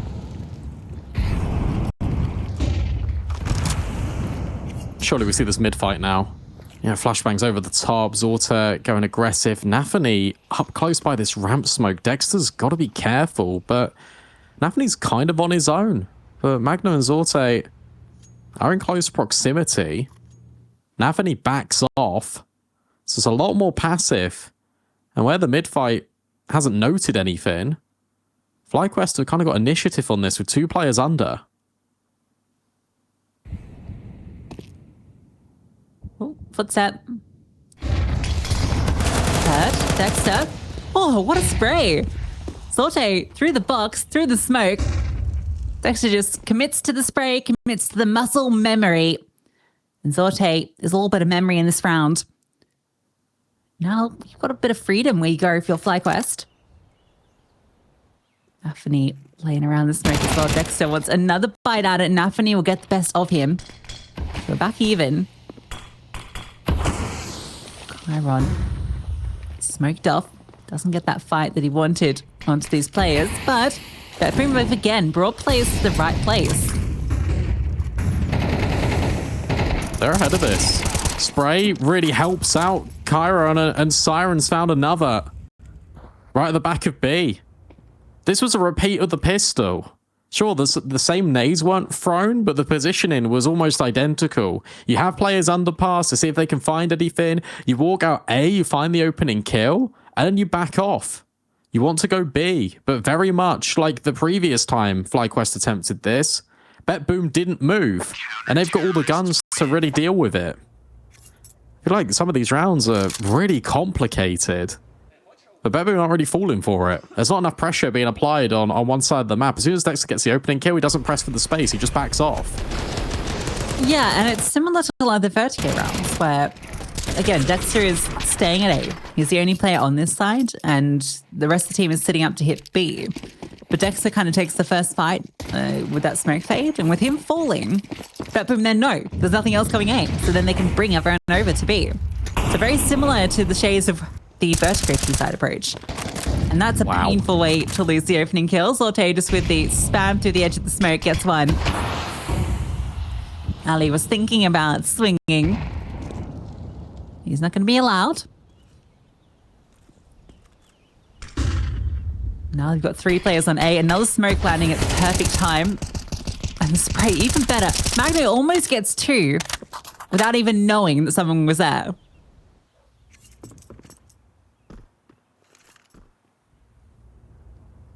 It's just fights being taken on BetBoom's terms. It feels like they're ahead of a lot of these positions FlyQuest wants to try and operate in. And with Nafany now being proactive in the mid round, this is, again, exactly what he was doing on Vertigo. He was pushing A. He wasn't going too far in it. This time on Mirage, he goes all the way deep in towards Spawn. And where Alistair's pretty locked in, he's just going to be ignored and avoided. Never mind, Nafany's coming back. But as soon as he grabs this kill, he can just say to BetBoom, stay B. There's no one else here apart from Alistair. Will he knife him? No. Nafany struck me as a knifer. The Vexter, he's a life taker. 2, can't get the 3rd. Started to believe for a moment that Inns is too low, being held over top of the smoke. So we are back to even steading between these 2 teams. Across this series, once it gets to the tail end of these maps. It's T side. You see some change-ups. Get a rifle round going. It's BetBoom. It's going to be a step ahead of what FlyQuest want to bring to the table. I think for FlyQuest, you've got guaranteed information, and that is early round, BetBoom are fighting middle. And they're doing it with 3 players. They're flashing forwards. They're not progressing deep in towards mid, but they're establishing that control, making it tough for you to get out towards like the left-hand side that we've seen so many players do in top mid to fight the short player. And then in the mid round, they'll push an extremity. We've already seen Ramp being held by Nafany. This time he walks all the way through Palace. If you're FlyQuest, a good way to counter this is just go for straight up executes off the bat. Because whilst BetBoom are occupying middle, you can strike on the site that's going to be a lot more vulnerable. And sure, they might rotate in time, but the smokes should crowd them out.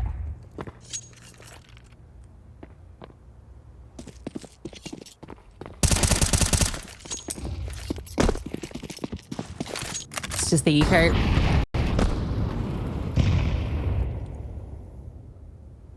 Shouldn't be expecting too much. What do you reckon to the mustaches that are kind of repped by a couple of these FlyQuest players, notably Inns and Ali?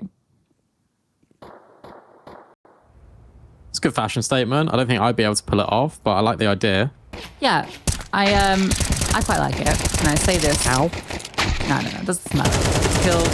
It's all fine. Yeah. What I like is that I feel like during the 90s and 2000s, there wasn't a strong identity for Australian men in terms of their visual appearance. I felt like it was very much similar to like the kind of Cali aesthetic in America. And I feel like it kind of lost the kind of individual identity that Australia had in the 80s, you know, for instance.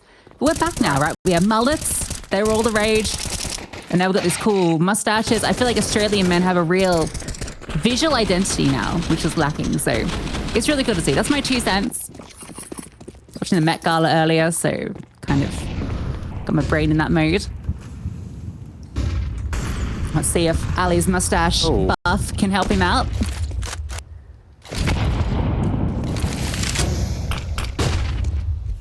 I didn't even notice some of them have moustaches, so there we go. Blow on the smoke.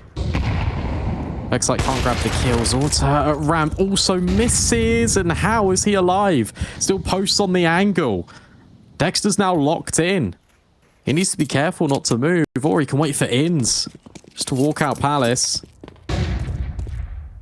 Which feels tough because Nathani's up there holding it. Dexter's now revealed that he's again pushing quite aggressively with shooting off these shots towards the sort of tail end of Tetris. BetBoom are in the right position here.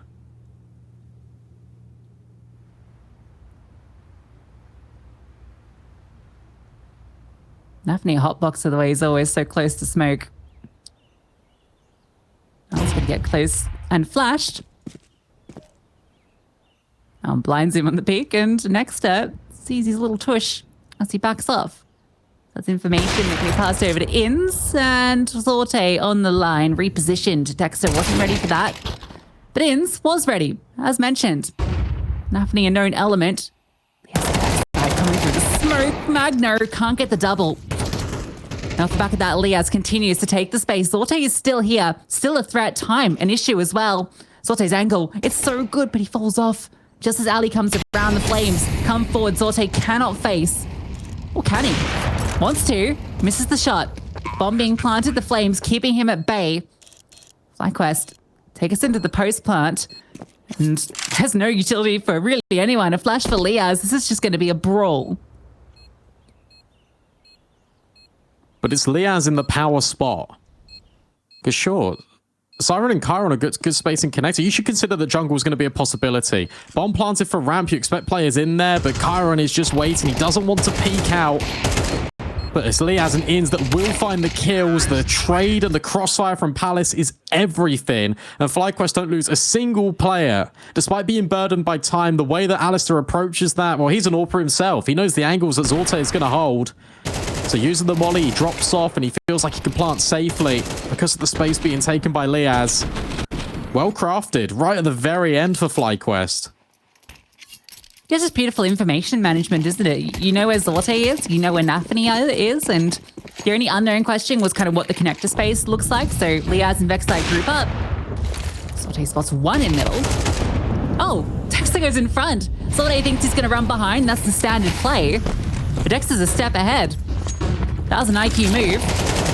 And Liaz straight into the side, but made mincemeat. Chiron tries to set up for the support. Siren's the back of the bench. And a good bit of damage done. Keeping it competitive, but he's the only one remaining on this team, and he is down. So Nathani will be on a flank, but with B falling, it's 1v3. Unlikely to even be attempted. Yeah, you know, he's the A player as well. What's he been doing in a number of these rounds? Pushing. So Dexter should be expecting him to be on the flank. Yeah, you can see he's firmly staring at it now. Even jiggles. Nathani doesn't have a chance. FlyQuest with another. And that's off the back of Dexter getting early information in towards mid. But it doesn't matter, because as soon as he takes contact, that's when they hit onto the bomb site. And BetBoom aren't ready, and we spoke about this a few rounds prior, where they are going for these fights in towards mid. They're going to be a bit late to arrive on the scene. FlyQuest able to get the dunk on BetBoom yet again. They hit double digits. Money not in a good way now for the CTs. They're going to have to eco. And FlyQuest with one step closer to sending us to Anubis. Yeah, Dexter knows what's up. Mackie comes out. Called a Mac Daddy in the hands of the father. Against these youngsters. To show him what Daddy's up to, but no, only the one for him. It's Vexite. It's on clean-up duty. That's all good. You just lost the Mac 10. Happy days. FlyQuest on 11. Yeah, Zorta no warp money either, because the only way he could possibly have one is if another member of his team goes glass cannon, and that won't happen. So it's going to be full rifles for BetBoom. FlyQuest got a really, really good chance here just to end things. This T side has been fantastic, despite the early rounds where it felt like things were getting a little bit complicated. They've been a lot more direct. The controlling towards underpass especially has really helped out. BetBoom not willing to be proactive in middle, but finally there's these fights. 1-for-1 trade because the window smoke missed. Magno is being kept silent, which is a big thing. It's him and Siren that are normally the heavy hitters on this map for BetBoom.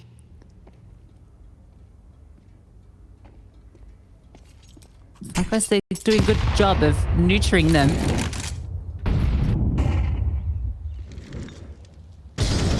Bands out. Nothing is tucked into Ninja. And this could be good for one if Leaz scales. No, it's not. Leaz just spams him out. And Zorte fires off a shot. He's known flashbang is perfect. Leaz tries to go for the transfer. Doesn't finish the job on the first, but Dexter does. Gets that second kill. It's Siren in a 1 versus 2. Made it into 1v1, but can't convert. Dexter takes us up to 12. Nice try. Really nice try from Siren. Because he's got all the information. It's just these trades. They were fantastic. Not only from FlyQuest, but also from BetBoom. We went blow for blow. On top of that A-bomb site between Kyron and Siren, and it felt like Dexter wasn't going to be able to lock it in, but he turns round. He just stands his ground and gives FlyQuest that initiative. This is going to be the easiest one to convert out the lot if you're FlyQuest. Double FAMAS MP9, limited utility on Siren. BetBoom are limited and they are vulnerable. This should be the one. This should be it for FlyQuest. If they're able to send us to Anubis, it needs to be in this round. 3 opportunities, or we go overtime. FlyQuest set on extending play. Keeping up Aussies far past their bedtime.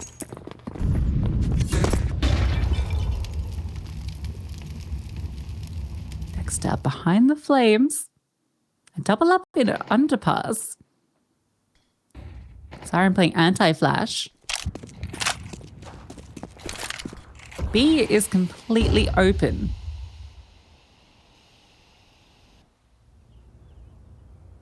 Oh, Leaz will be arriving as they do. Spam goes both ways. Siren that gets the kill. They're being very loud. And Ali, he's kind of stuck. But gets the first and he knows there's another player here. Calls on the team to come and bail him out. And it's done perfectly. However, that's a lot of information for BetBoom. They're going to gamble over to B.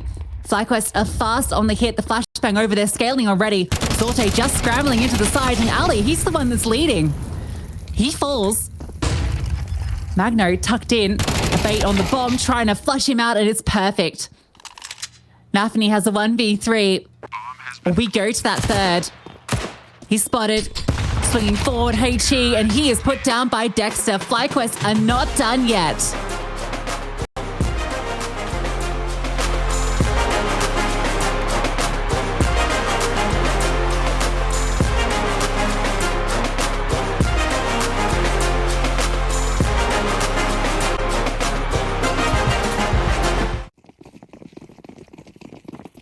And as mentioned, BetBoom starting CT side immediately. It looks like an A hit that's about to be met with serious pressure. Siren Zorta playing quite far up, and Nafany's even stepping in to help with a flashbang. As soon as any contact is felt, Siren's going to drop that smoke. There's the smoke. Yeah, I wondered if it was just going to be a fake out, but no, they are going to commit. They're really committing, and there are a lot of CTs here. This is Bull just brawling in, and yeah, the flashbang is great. Dexter gets one. You just walked into the stack and you got clapped. I think the reason for FlyQuest doing that is because they want to make the use of their smokes. Because that one dropped by Siren would have kept them at bay. And by the time they then try and reevaluate A, all their utility was gone. I just don't think they were ready for that follow-up flashbang that was in Nathany's hands. That really set the wheels in motion for BetBoom to claim this. Everyone is fighting, just hands over their faces. So difficult for FlyQuest to get involved in towards this A-bomb site. And it was the pistols that were getting them off to a good start, and that has not happened. They have to force back in. Yeah, the pistol force on the T side didn't work great for them on Verti. If you feel an Anubis, you may be a little more favored with it. Ali Scout in play. Holding to see if anyone overextends, but BetBoom know that they don't want to walk into any deadly pistols that are holding for that. So they're holding very passive lines, buddied up on each side. So it's a good defensive setup for the CTs. If FlyQuest can just burst on and overwhelm, that's their best opportunity because the rotates will be slow. It feels like they will, especially with Ins posted at Rugs, and he's now hearing all this utility being dispersed by BetBoom towards A main. He could smoke camera, he could throw flashes over the top. He'd need to commit into the fight, though. That's the difficult thing. He'd need to sell his life to go with A main, because BetBoom would be ahead of all of that utility, and they'd know to keep their players at B. Dex is going to put pressure on mid. Zorte spots it out. So he's not going to fall for it. This double smoke in that direction means he's actually just going to rotate over. I must feel like it was the wrong play because of that. Oh my god, they're going to walk into a stacked site. No smoke left side, no molly. Yeah. Okay, Dexter gets his lurk kill. That's all he's found. Finally getting something back with the PT-50, but time's running out. Dexter is running out of life as well. Again, a convoluted second round force that doesn't quite work out. Fun little handshake between Kyron and Magno. I think you've known all this series. As soon as Dexter's the only player anywhere, just by himself, it's not going to be the true intent of FlyQuest. And I think that's why you see Zorta, as soon as he gets info that it's just one guy, he can leave. Where these two players are pushed up A main, one can come over and cover camera. Big nades. That'll do the damage. Nathany only on a Tech 9, also overwhelmed. Siren now needs to step in with this FAMAS. Will have support on the way, but he's overrun once more. Magno needs these kills. Player advantage here for FlyQuest as they try and get out mid. Look at Chiron poking through the hole. Can't see anything. And they're really disjointed here. Chiron can hear all of this movement. Dexter not ready. So now we're put even. You see immediately, Chiron gets that kill and Inns is running to B. Because Magno was spotted towards top mid. The issue is they don't know where Magno's got to. He's routed over towards A. Leaz is going to quickly have a look and clear this out. I think at some level, if you're Inns, you just have to make the play. I think once Leaz looks and sees no one deep,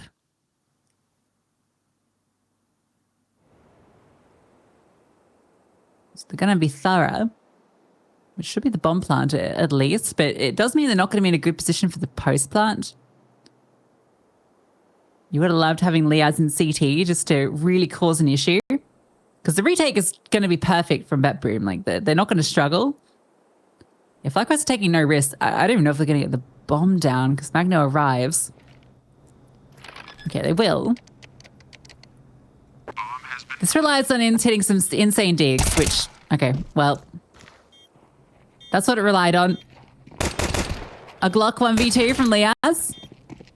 Something special, something's happening, it's happening. One more, gets himself an M4. Magno walks straight in and Magno with barely the slither of health tries to put down the boy who lived, but it's Magno that stands tall. Of all the ways that round plays out, Leaz nearly winning a 1-on-2 unarmored with a Glock here is not what I had on my bingo list. But Inns was so worried about the possibility of as soon as he crosses over with the bomb, it gets destroyed because he's on 1 HP. That's why Liaz is so thorough. And his afterplant nearly worked. Magno Jez, 3 HP. That's the difference. But at least they got the bomb down. At least that means that Alistair can be on his AWP. And that's got to be motivating if you FlyQuest. You came into that with absolutely nothing. You're able to make it work. You got the rotations and the read correct. It's now just about doing it when you've got everything at your disposal.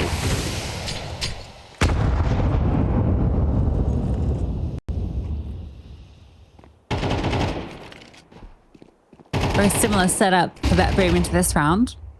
Got the AWP on A. Siren supporting. You can see Dexter just take this early control into mid a lot. The key element is going to be what does he do with it once he's at this doors? Because you feel like on the T side, if you get this, it's giving you so much space. Yeah, he's capitalizing on the distraction that's coming through A main, and he's just walked in. Oh, if he kept walking, Zorte was not looking, and he's kind of caught between these two angles. Yeah, here comes that pressure, keeping these players focused, but Zorte is locked in on camera. Comes down to the timing. Dexter finds it, and Zorte misses the shot. Siren in the open. The pounce from FlyQuest is perfect. Dexter gets deep into the back lines. BetBoom are already going to go save.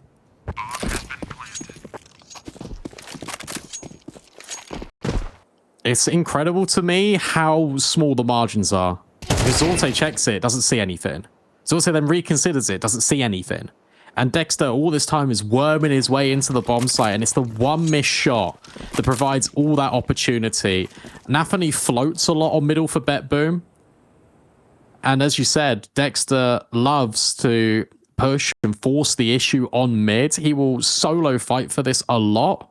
And if he's able to gather the space or at least keep the attention there, that is such a benefit and a boom to FlyQuest in their mid rounds.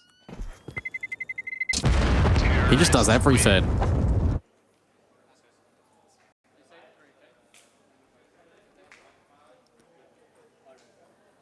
Beautiful maneuvers from Dexter. That's why I quite like Anubis as a map for this team, because Dexter is that guy that will just take the space when he can. He's quite infamous, for it when it comes to smoke plays and this sort of thing. He'll always try and catch the timing. Because when it works, like it did then, it wins you the round. When it doesn't work, which we've seen a couple of times in the series, put you at that play disadvantage. Anthony, that timing could not have been worse for him. Rally, he's getting flashed in with the AWP. I guess they know. Here we go. A players fell, right? So they're weaker. What we called on, though. Flashbang's great. Oh, he still hits the shot on timing. Finally, we get to see this AWP being used as kind of the initiator. That contact. And now double push out B. Liaz is waiting and ready. They're ahead of all of this. FlyQuest know what's up. They can potentially go straight back in towards A. Liaz needs to just try and keep these B defenders at bay.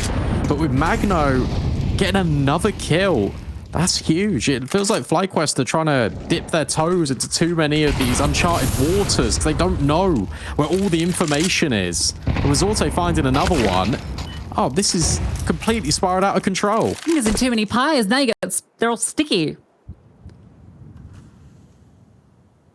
No one wants sticky fingers. It's left Ali to pick up the pieces. And he's in for a bad time. There's a very slow flank maneuvering, so saving is going to be difficult.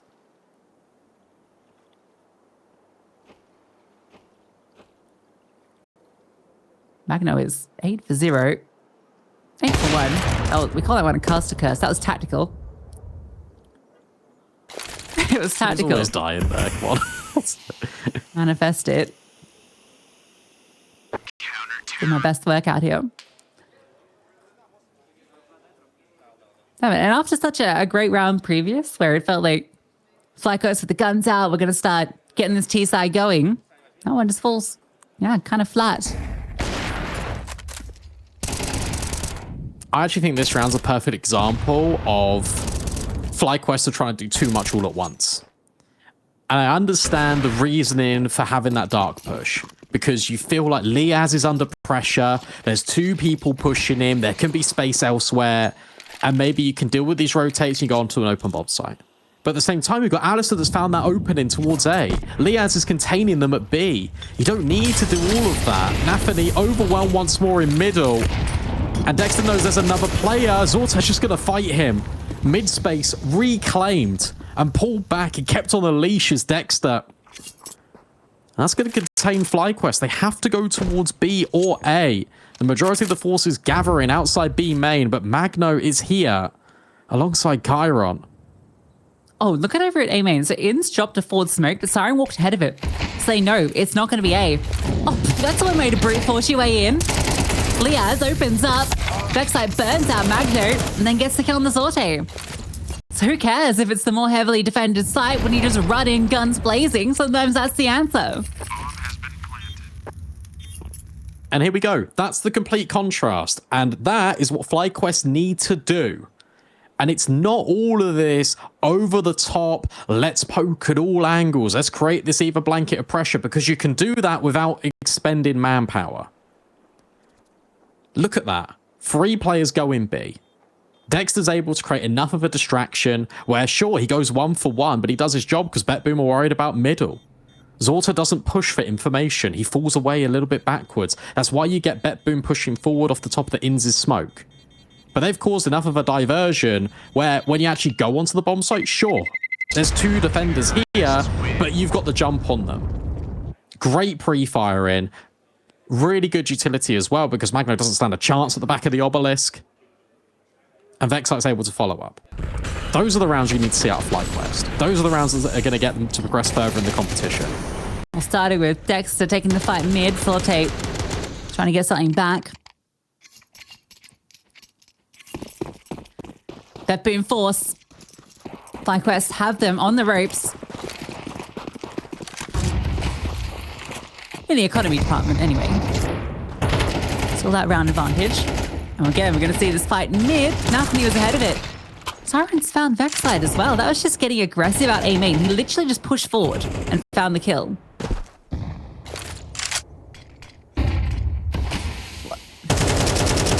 That one, I didn't love it from Dexter. Shadow spotted Yeah, as well. there's a smoke mid and he just kind of walks contact. There's no utility to help him, like no flash, no molly. Bit of an ego peek. Well, an ego walk, really. I prefer this. Again, FlyQuest group in. They're just going to hit A together. Zorte and Siren. They can combine. I like that Siren's move forward just a little bit. Obviously, he gets offset by the utility, but he can be here to help out Zorta. But Liaz has once more dealt damage. A double header when it comes to the opener. They can stick the bomb down here. BetBoom are not out of the woods yet. Big issue is this flank. Ali needs to come up good, needs to come up big. That's the first. Seems aware of the possibility of Mango, and he does it. Squashed. And it's Nafany. Clean kill onto Liaz. Knows where this AWP is posted. Doesn't have the kit. Needs to win the fight. Trying to force him off the line. Bait out the shot. Not planning for that position. Nafany's trying to play with him, but he's running out of time. Ali's just winning this through staying alive, through jiggling, and through pure time. Nafany has nothing to say.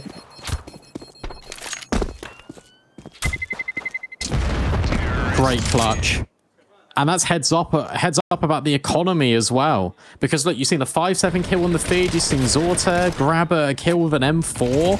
And then he's also on an MP9. You know that these players would have probably compromised and gone for utility over defuse kits. You don't see any in the site. Alice doesn't see any when he drops these players over at A main. There actually is one there. There's one that Nafany could have walked over, but he didn't. Not that it would have mattered, because Alistair plays it perfectly. I called Mango because I keep reading Mitch Conky saying Mango. That's a mango, Jazz? It's a nice evening kill for Nathany. He's again getting the best of Dexter, so he took that head-to-head graphic personally. He's in the right place as well, with this one weapon. Ouchie. Ow. Call that spicy mango, the HE. Oh, unlucky.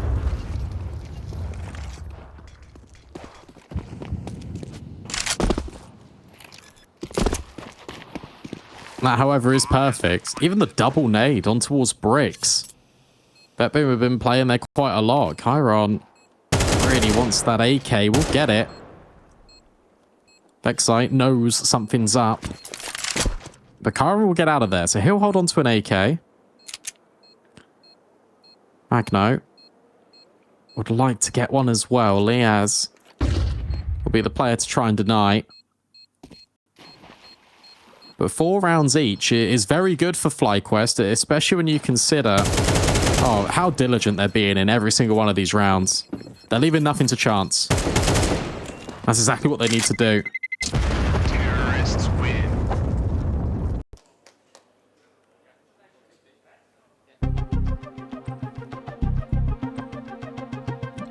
Good shots coming out from Vexite as well. I feel like if we were to compare the pencils for these two squads, it'd be a lot of pointy ends, but some of the FlyQuest shooters, they're showing they're just as sharp as these young guys on the other side. Timeout for B-Beat. So Sorte is normally actually the best CT-sided player for this team. I feel like we've got to see the AWP briefly. But that's something with this economy being kept in check in these last couple of rounds. It's being denied pretty handedly.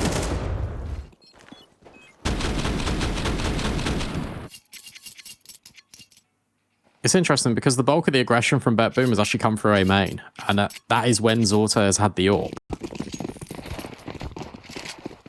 Wouldn't mind them going for something, maybe not in this round, but in the next, where they drop that smoke that goes deep canals and they fight through dark. They grab that space instead. Never mind. Fight Siren. Oh, overwhelms Inns. Yet again, aggression through A main yields success. Inns is really being kept at bay, isn't he? 1 for 7. Nice backside though. Nice kill, and distraction is enough. Liaz strikes. Oh, it's all too easy for FlyQuest. Lose the opener at A and just spring onto B.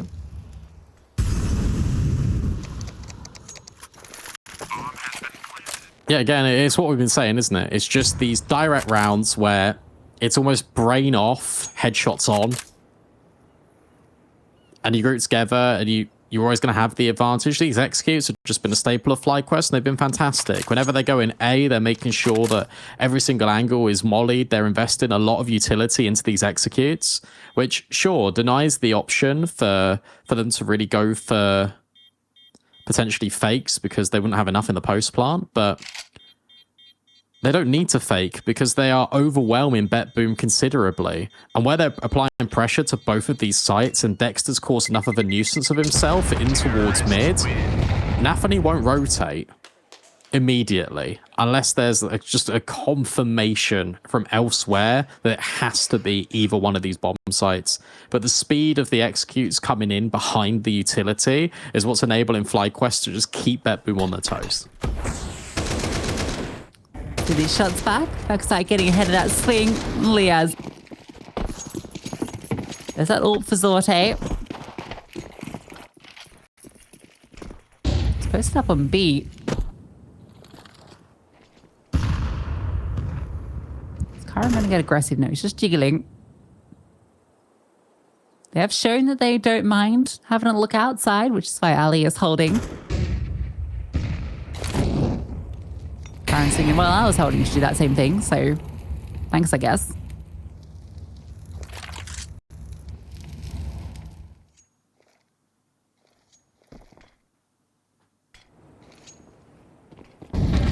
Oh, that's the CT all fired off. Ali gets information of where Zorte is and where this duel might come to head. Yeah, look at Vexo. He's immediately going A. They've seen the deep smoke. They are going to respect it. But with one on the other side, and with Zorte feeling some kind of way about B, they've rotated Magno over. It'll be interesting to see how FlyQuest position themselves, because they've got good space in outside A main and in canals. Chiron trying to get ahead of this utility. Vexite waiting for him on the other side. This could go mid to A. And Magno's ahead of this. 35 seconds. Okay. Vexite walks in. Zorte misses. You know where Chiron is? Oh, and they're so fast in the rotate. Yeah, you're not ready for these two players set up. FlyQuest, this wasn't the way they intended this round to go, but they'll certainly take it. At least with that kill onto the lurk of Liaz, BetBoom have a reasonable idea that this is possible. Dexter is low. Kid on Magno. This one's doable. He's called to step forward. Dexter needs the support. He's stuck on site with low HP. Spotting the head on this chickle. Magno doesn't see him. Dexter misses that first shot. Ins hits his. It's been a quiet map, but it needs to be a big round for him. Magno seen. Ins playing around this pillar. Wide swings, but Magno will clutch it out. Yeah, that one's an unfortunate one for FlyQuest because it felt like they had everything. I was actually going to be quite critical because, again, this B main play goes before they're ready in mid. But ultimately, it results in a good success. With Zorte missing his shot, that's going to pull Magno back, and Magno will be a little bit upset to start with because he's going A, then he gets called back to B. Chiron doesn't have any information because he's buried deep in towards cave. And in the 2-on-2, Dexter had a really good chance to grab that kill on Magno, but he couldn't. Get the slight pixels in his crosshair. And Magno flexes his muscles once more. 5 already on this CT side for BetBoom. And sure, FlyQuest have been able to build back into this half. But with 5 on the defense, that's already feeling quite good. There's that Liaz kill that draws all the rotates away.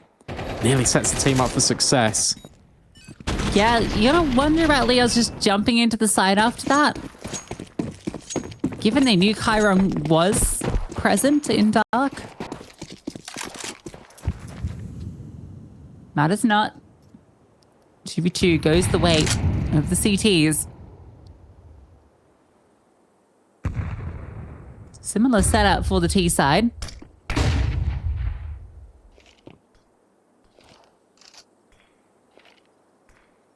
See that lurk smoke in dark. Vexite might choose to walk around, but they're just bursting in. Liaz and Zorte finding a double onto them. Chiron catching off that lurk. This one's not worked out the way that FlyQuest hoped. Nafany's ready for Ali. Ian's wondering where it all went wrong. This is going to be a 6 at the minimum for BetBoom.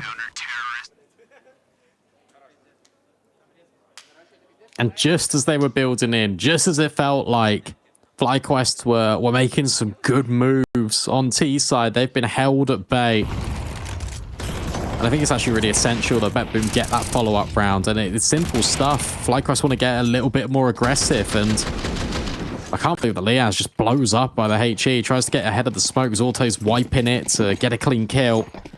In fact, he grabs 2. Liaz is only armed with a Deagle this round. Alistair will have an AK at the very least. But this is troublesome, especially as you're the player that normally holds B main. Magno spots him. They want to try this again. That one round where they were just able to frag their way into B has really emboldened them to continue putting pressure on and trying just to fight into it. But not been able to repeat that success.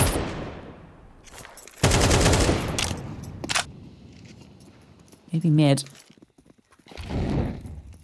No one's there at the moment for the CTs. But with the CTs pushing control out B main, they've got a lot of information. Oh, that's been heard.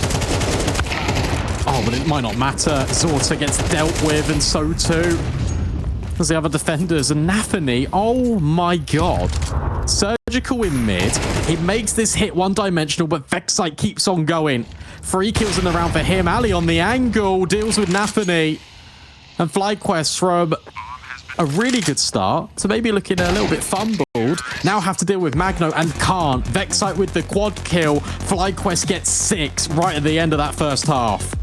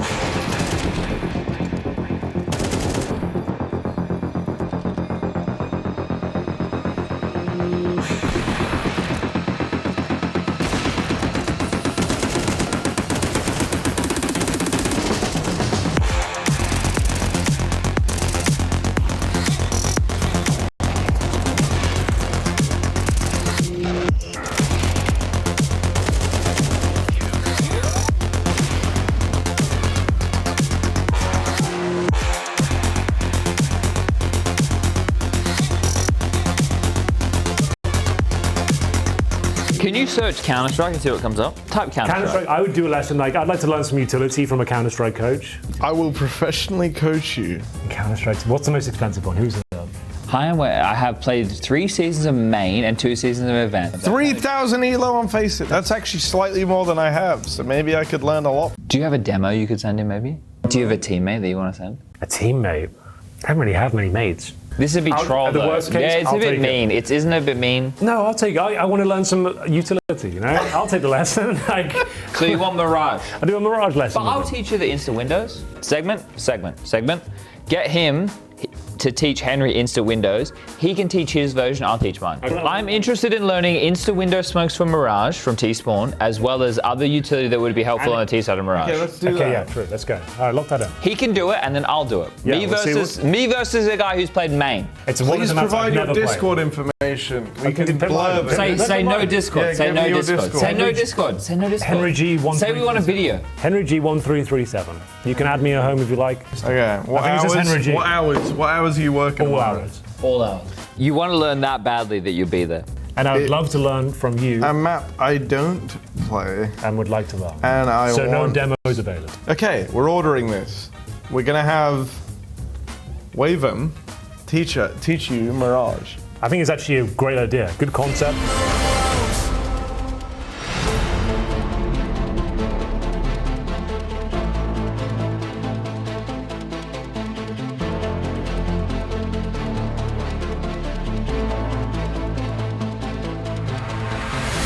You let the fires in this place, so you can reap what we've sown.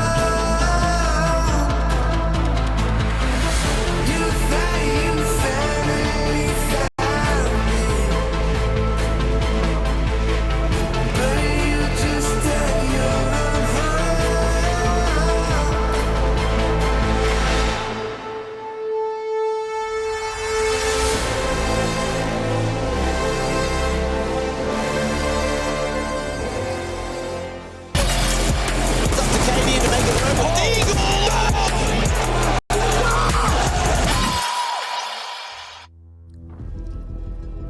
Well, FlyQuest must hate the East Coast of Australia, making you guys stay up super late to watch the conclusion of this series. I don't think it's going to end anytime soon because we are all even as we go into the second half of Anubis. Yeah, and of course, though, it's BetBoom going on to their T side. FlyQuest started strong in pretty much all of these maps. So it'd be good for them just to kind of set the pace once more. Triple header in mid, and Liaz spots a lot of info over towards B. No one's rotated yet. Still not. No kit, so And retake can get spooky. But they will be fast if they drop dark or continue to push. And the longer that BetBoom take, okay, no, they are going to be into the site before the flank activates. Liaz falls back. Oh, actually, they almost weren't in. The flank gets spotted, and they've come to deal with backside. The whole squad's come to deal with backside. Oh, a foot. Liaz doesn't see him, but he could have denied the bomb. Still runs through and finds the player, but they run down by Magno with the double. BetBoom drawing first blood in half two. Yeah, that's a little bit of a rough one for FlyQuest because they were ahead of it. They had all the space in mid. They decide not to drop and be really loud. Instead, they try and rush B main, but they get decapitated. And from there, I think Liaz knows that he could either deny the bomb or try and get space because both of the rotates came in through CT. So if he's able to deal with Magno, then potentially he's able to grab another kill, and then that means that FlyQuest can fan out all over B. That doesn't happen. Instead, they stack. And to be fair, they're going to be close to either bomb site, so I don't mind this in middle. Yeah, but Nafni just walks into B solo and sees nothing. So But call everyone over. oh, okay, that molly's great. Never mind. I was going to say maybe FlyQuest could peek window. Maybe they can deny the bomb as it's running over. But the utility was just fantastic. Magno could farm up kills and Sirens on the back burner. Eco dealt with, but that's fine if you're FlyQuest. Because look, all the guns are here now. You're going to have everything. Magno's going to be on a Mac 10. Yeah, what you don't have is the lead. 2 rounds for BetBoom now puts them firmly in charge.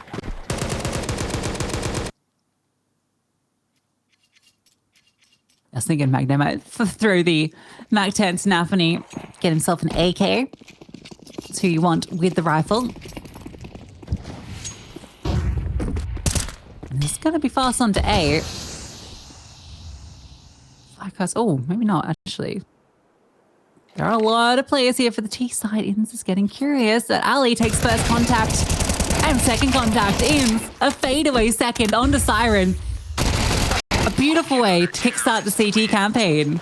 Yeah, they got ahead of that crossfire before it could even be set up by BetBoom. I think Zorte was a little bit late by genuinely about half a second. And that means that Inns can slide over. Really well handled by both of those players by A main. We'll see it again here. And that's what you need if you're Inns. These impact rounds. Because he's been a little bit slow. But if BetBoom give him a chance to warm up, that starts to get a little bit scarier because everyone else is kind of pulling their weight when it comes to the rifling department of FlyQuest Vexite. Having a little jiggle. Trying to get a slice of info. This time the A defense is playing a little bit more passive, but they're still ready to fight. Magno doesn't get his chance. And the nades, oh, they're great. At least Chiron gets the AK, upgrade from the P250. The intent there for BetBoom was Magno go kill. Nafani, he's given himself the same command. Had the best of Dexter many times. This split, there are a lot of CTs that are here. So BetBoom aren't actually committing. Oh, backside. This is a compromising position. And it is compromised. Nafani through the window. B's open. He's just charging in. Yeah, he knows with that push that they're probably going to be a bit late. And where they've got space in mid taken by him, he knows that rotates aren't going to be on the way. They get off the bomb and fight Liaz. Inns is here very quickly, but needs to wait for Dexter and Alistair to get this retake going. No util, really, for BetBoom. That's why they need to fight their way out of everything. Dexter finds one more. There's a smoke available for Alistair and a kit, but BetBoom have repositioned towards Temple. And they know exactly where Dexter is. Ali puts down the smoke, confirming his location. If If he can cross and get on the bomb, that's where things get a little bit tricky. Zorta dancing around the pillar, trying to buy valuable seconds, but now Alistair can start to defuse, and Siren needs to try and get by. 27 seconds, can't deny the bomb. It's Dexter providing the support through the smoke, and FlyQuest have a successful retake. That's beautiful from Dexter. Knowing that the swing's going to come from the left side just to deny the defuse, so he just pre-fires it. Vexite gets into a good position, but Nafty very quick on the response, and it's a great call just to go straight into B. But because FlyQuest were everywhere, they were able to so quickly get on that flank. And the post-time positioning just wasn't great. I think because they didn't have the information on where was safe. If they'd been able to get into B main earlier, you know, that would have been the way to play it, but couldn't. So we're now 8 each. BetBoom, a bomb plant, yes, but no compelling buy behind it.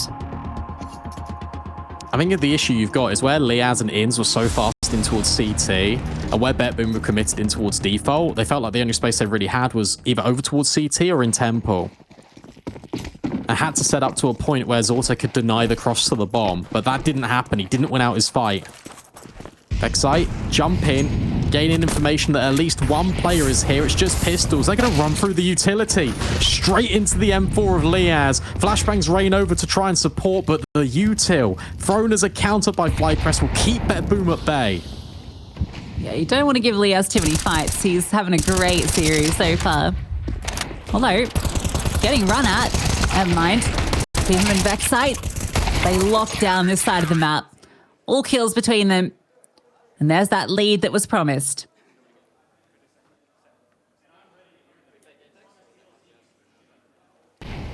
Difficulty for BetBoom now is they've run out of timeouts. Every time they've gone in towards mid, apart from a singular gun round, they've been met with at least 2 players. FlyQuest are keeping this one really dynamic. And the utility is just not available. No AWP on Zorta either means Alistair's uncontested. He starts middle.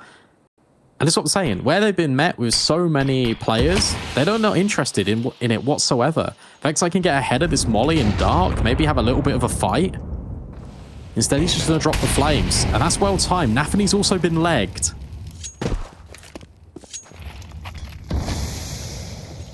Good smoke.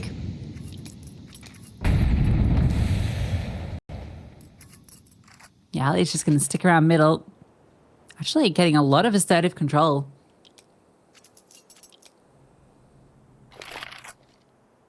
I wonder if that's going to lead Dexter to leave. He doesn't need to be here. And maybe he's just going to have a little look. And if he goes at the right time, there's a free Magno. A lot of damage. And Ali was holding for that peak. A really nice setup. So important that Inns lives. Because the way in could have been A, but instead, because of this B main control, BetBoom are now going to commit back in. So Vexite and Liaz trying to hold once more, dodge the flash does Vexite, and now we can set up Liaz for another swing, but instead they're going to remain by the obelisk. Time running out here for BetBoom. 30 seconds left, and now the reinforcements have arrived, so is the utility. They are locked out of this site. They can't go through right until the very last moment, but with Magno on 6 HP and no further smokes, no further flashes, they're just going to save. Yeah, just got to walk out, limp away, lick your wounds, live to fight another day. FlyQuest might even send some people looking because they've got plenty of cash. And it would be brutal if they catch these 2 low HP players. Will Dexter find them? I don't think so. No, he's nowhere near. So they will keep these 3 alive. Kyron and Nafany will have to force around them. But it's going to mean utility is super minimal for this T side.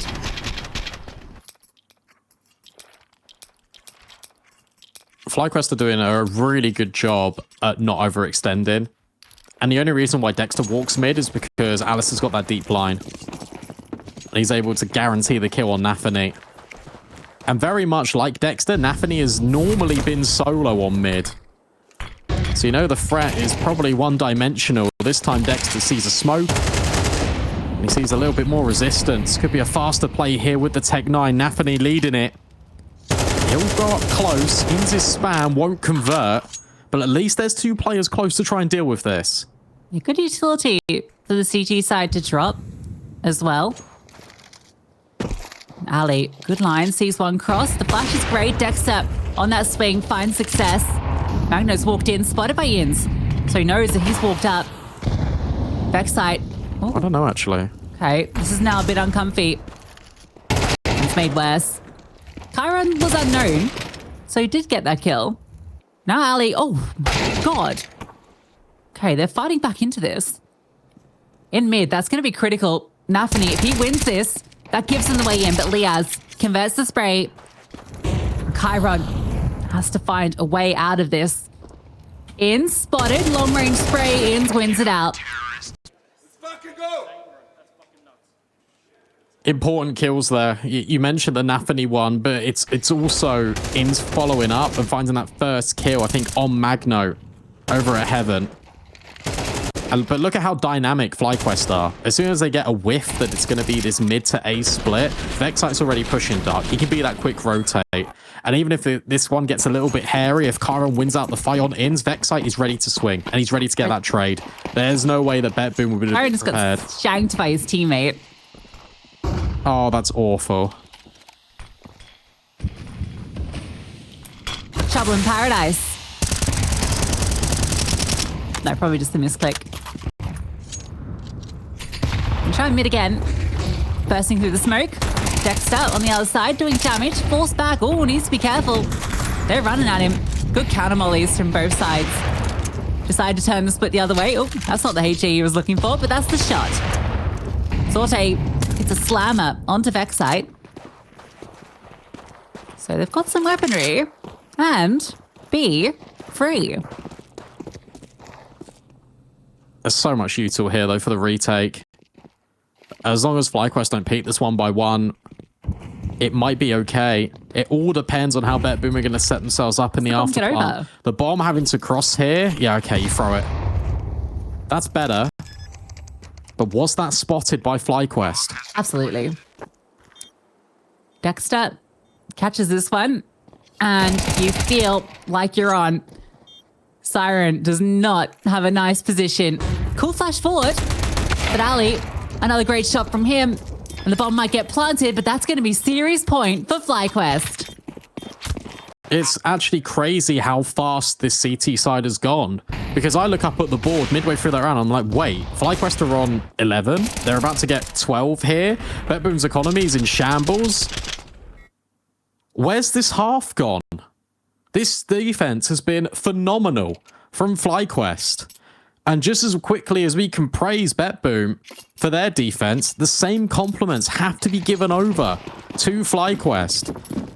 Alistair has been outstanding in this map. Zorte, I think this is the first time we're going to see him on the AWP this entire half, and it might be too little too late. Every gun round has gone the way of FlyQuest. Zorte's AWP does strike and hit. So an aggressive move outside of B main does not work out for FlyQuest. What's going to be their response? He's just sitting back, seeing if FlyQuest are going to get aggressive anywhere. Dexter, he will. Walks up to meet them, but Nafani crouches under the corner. HE is good onto him, but two-player advantage needs to be a heroic moment, and it's not going to be. Big double kill from Nafani. This should be BetBoom getting onto 9. Should be. That one kill that Alistair finds is going to bring Liaz over just for a moment. But now he steps back. You can hear the cross, and he's dropped the bomb. Liaz, this could be a huge double. Need to follow it up. Doesn't connect. And Zorte hits his. Slide to Alistair. the right. Oh, if he fired it, he's definitely going to go for it. They got money. There's the first, on towards Chiron, but the player in Temple makes this one difficult. Magno is even flanking the entire way around CT. Wouldn't be planted for him. But it's all about this time. Alistair not going to be ready for this. BetBoom are able to win the round, and notice what they do differently. They don't try and set the pace. They don't try and go into anywhere early. They wait. FlyQuest make the mistake, and they punish. And Sorte, that's the one that opens it up. We see that aggressive push. He gets the first kill. They wait for FlyQuest to come to them, and Nafni gets both of those. Liaz makes a compelling case, but not quite enough. Hold us for a minute. BetBoom, not done by any measure.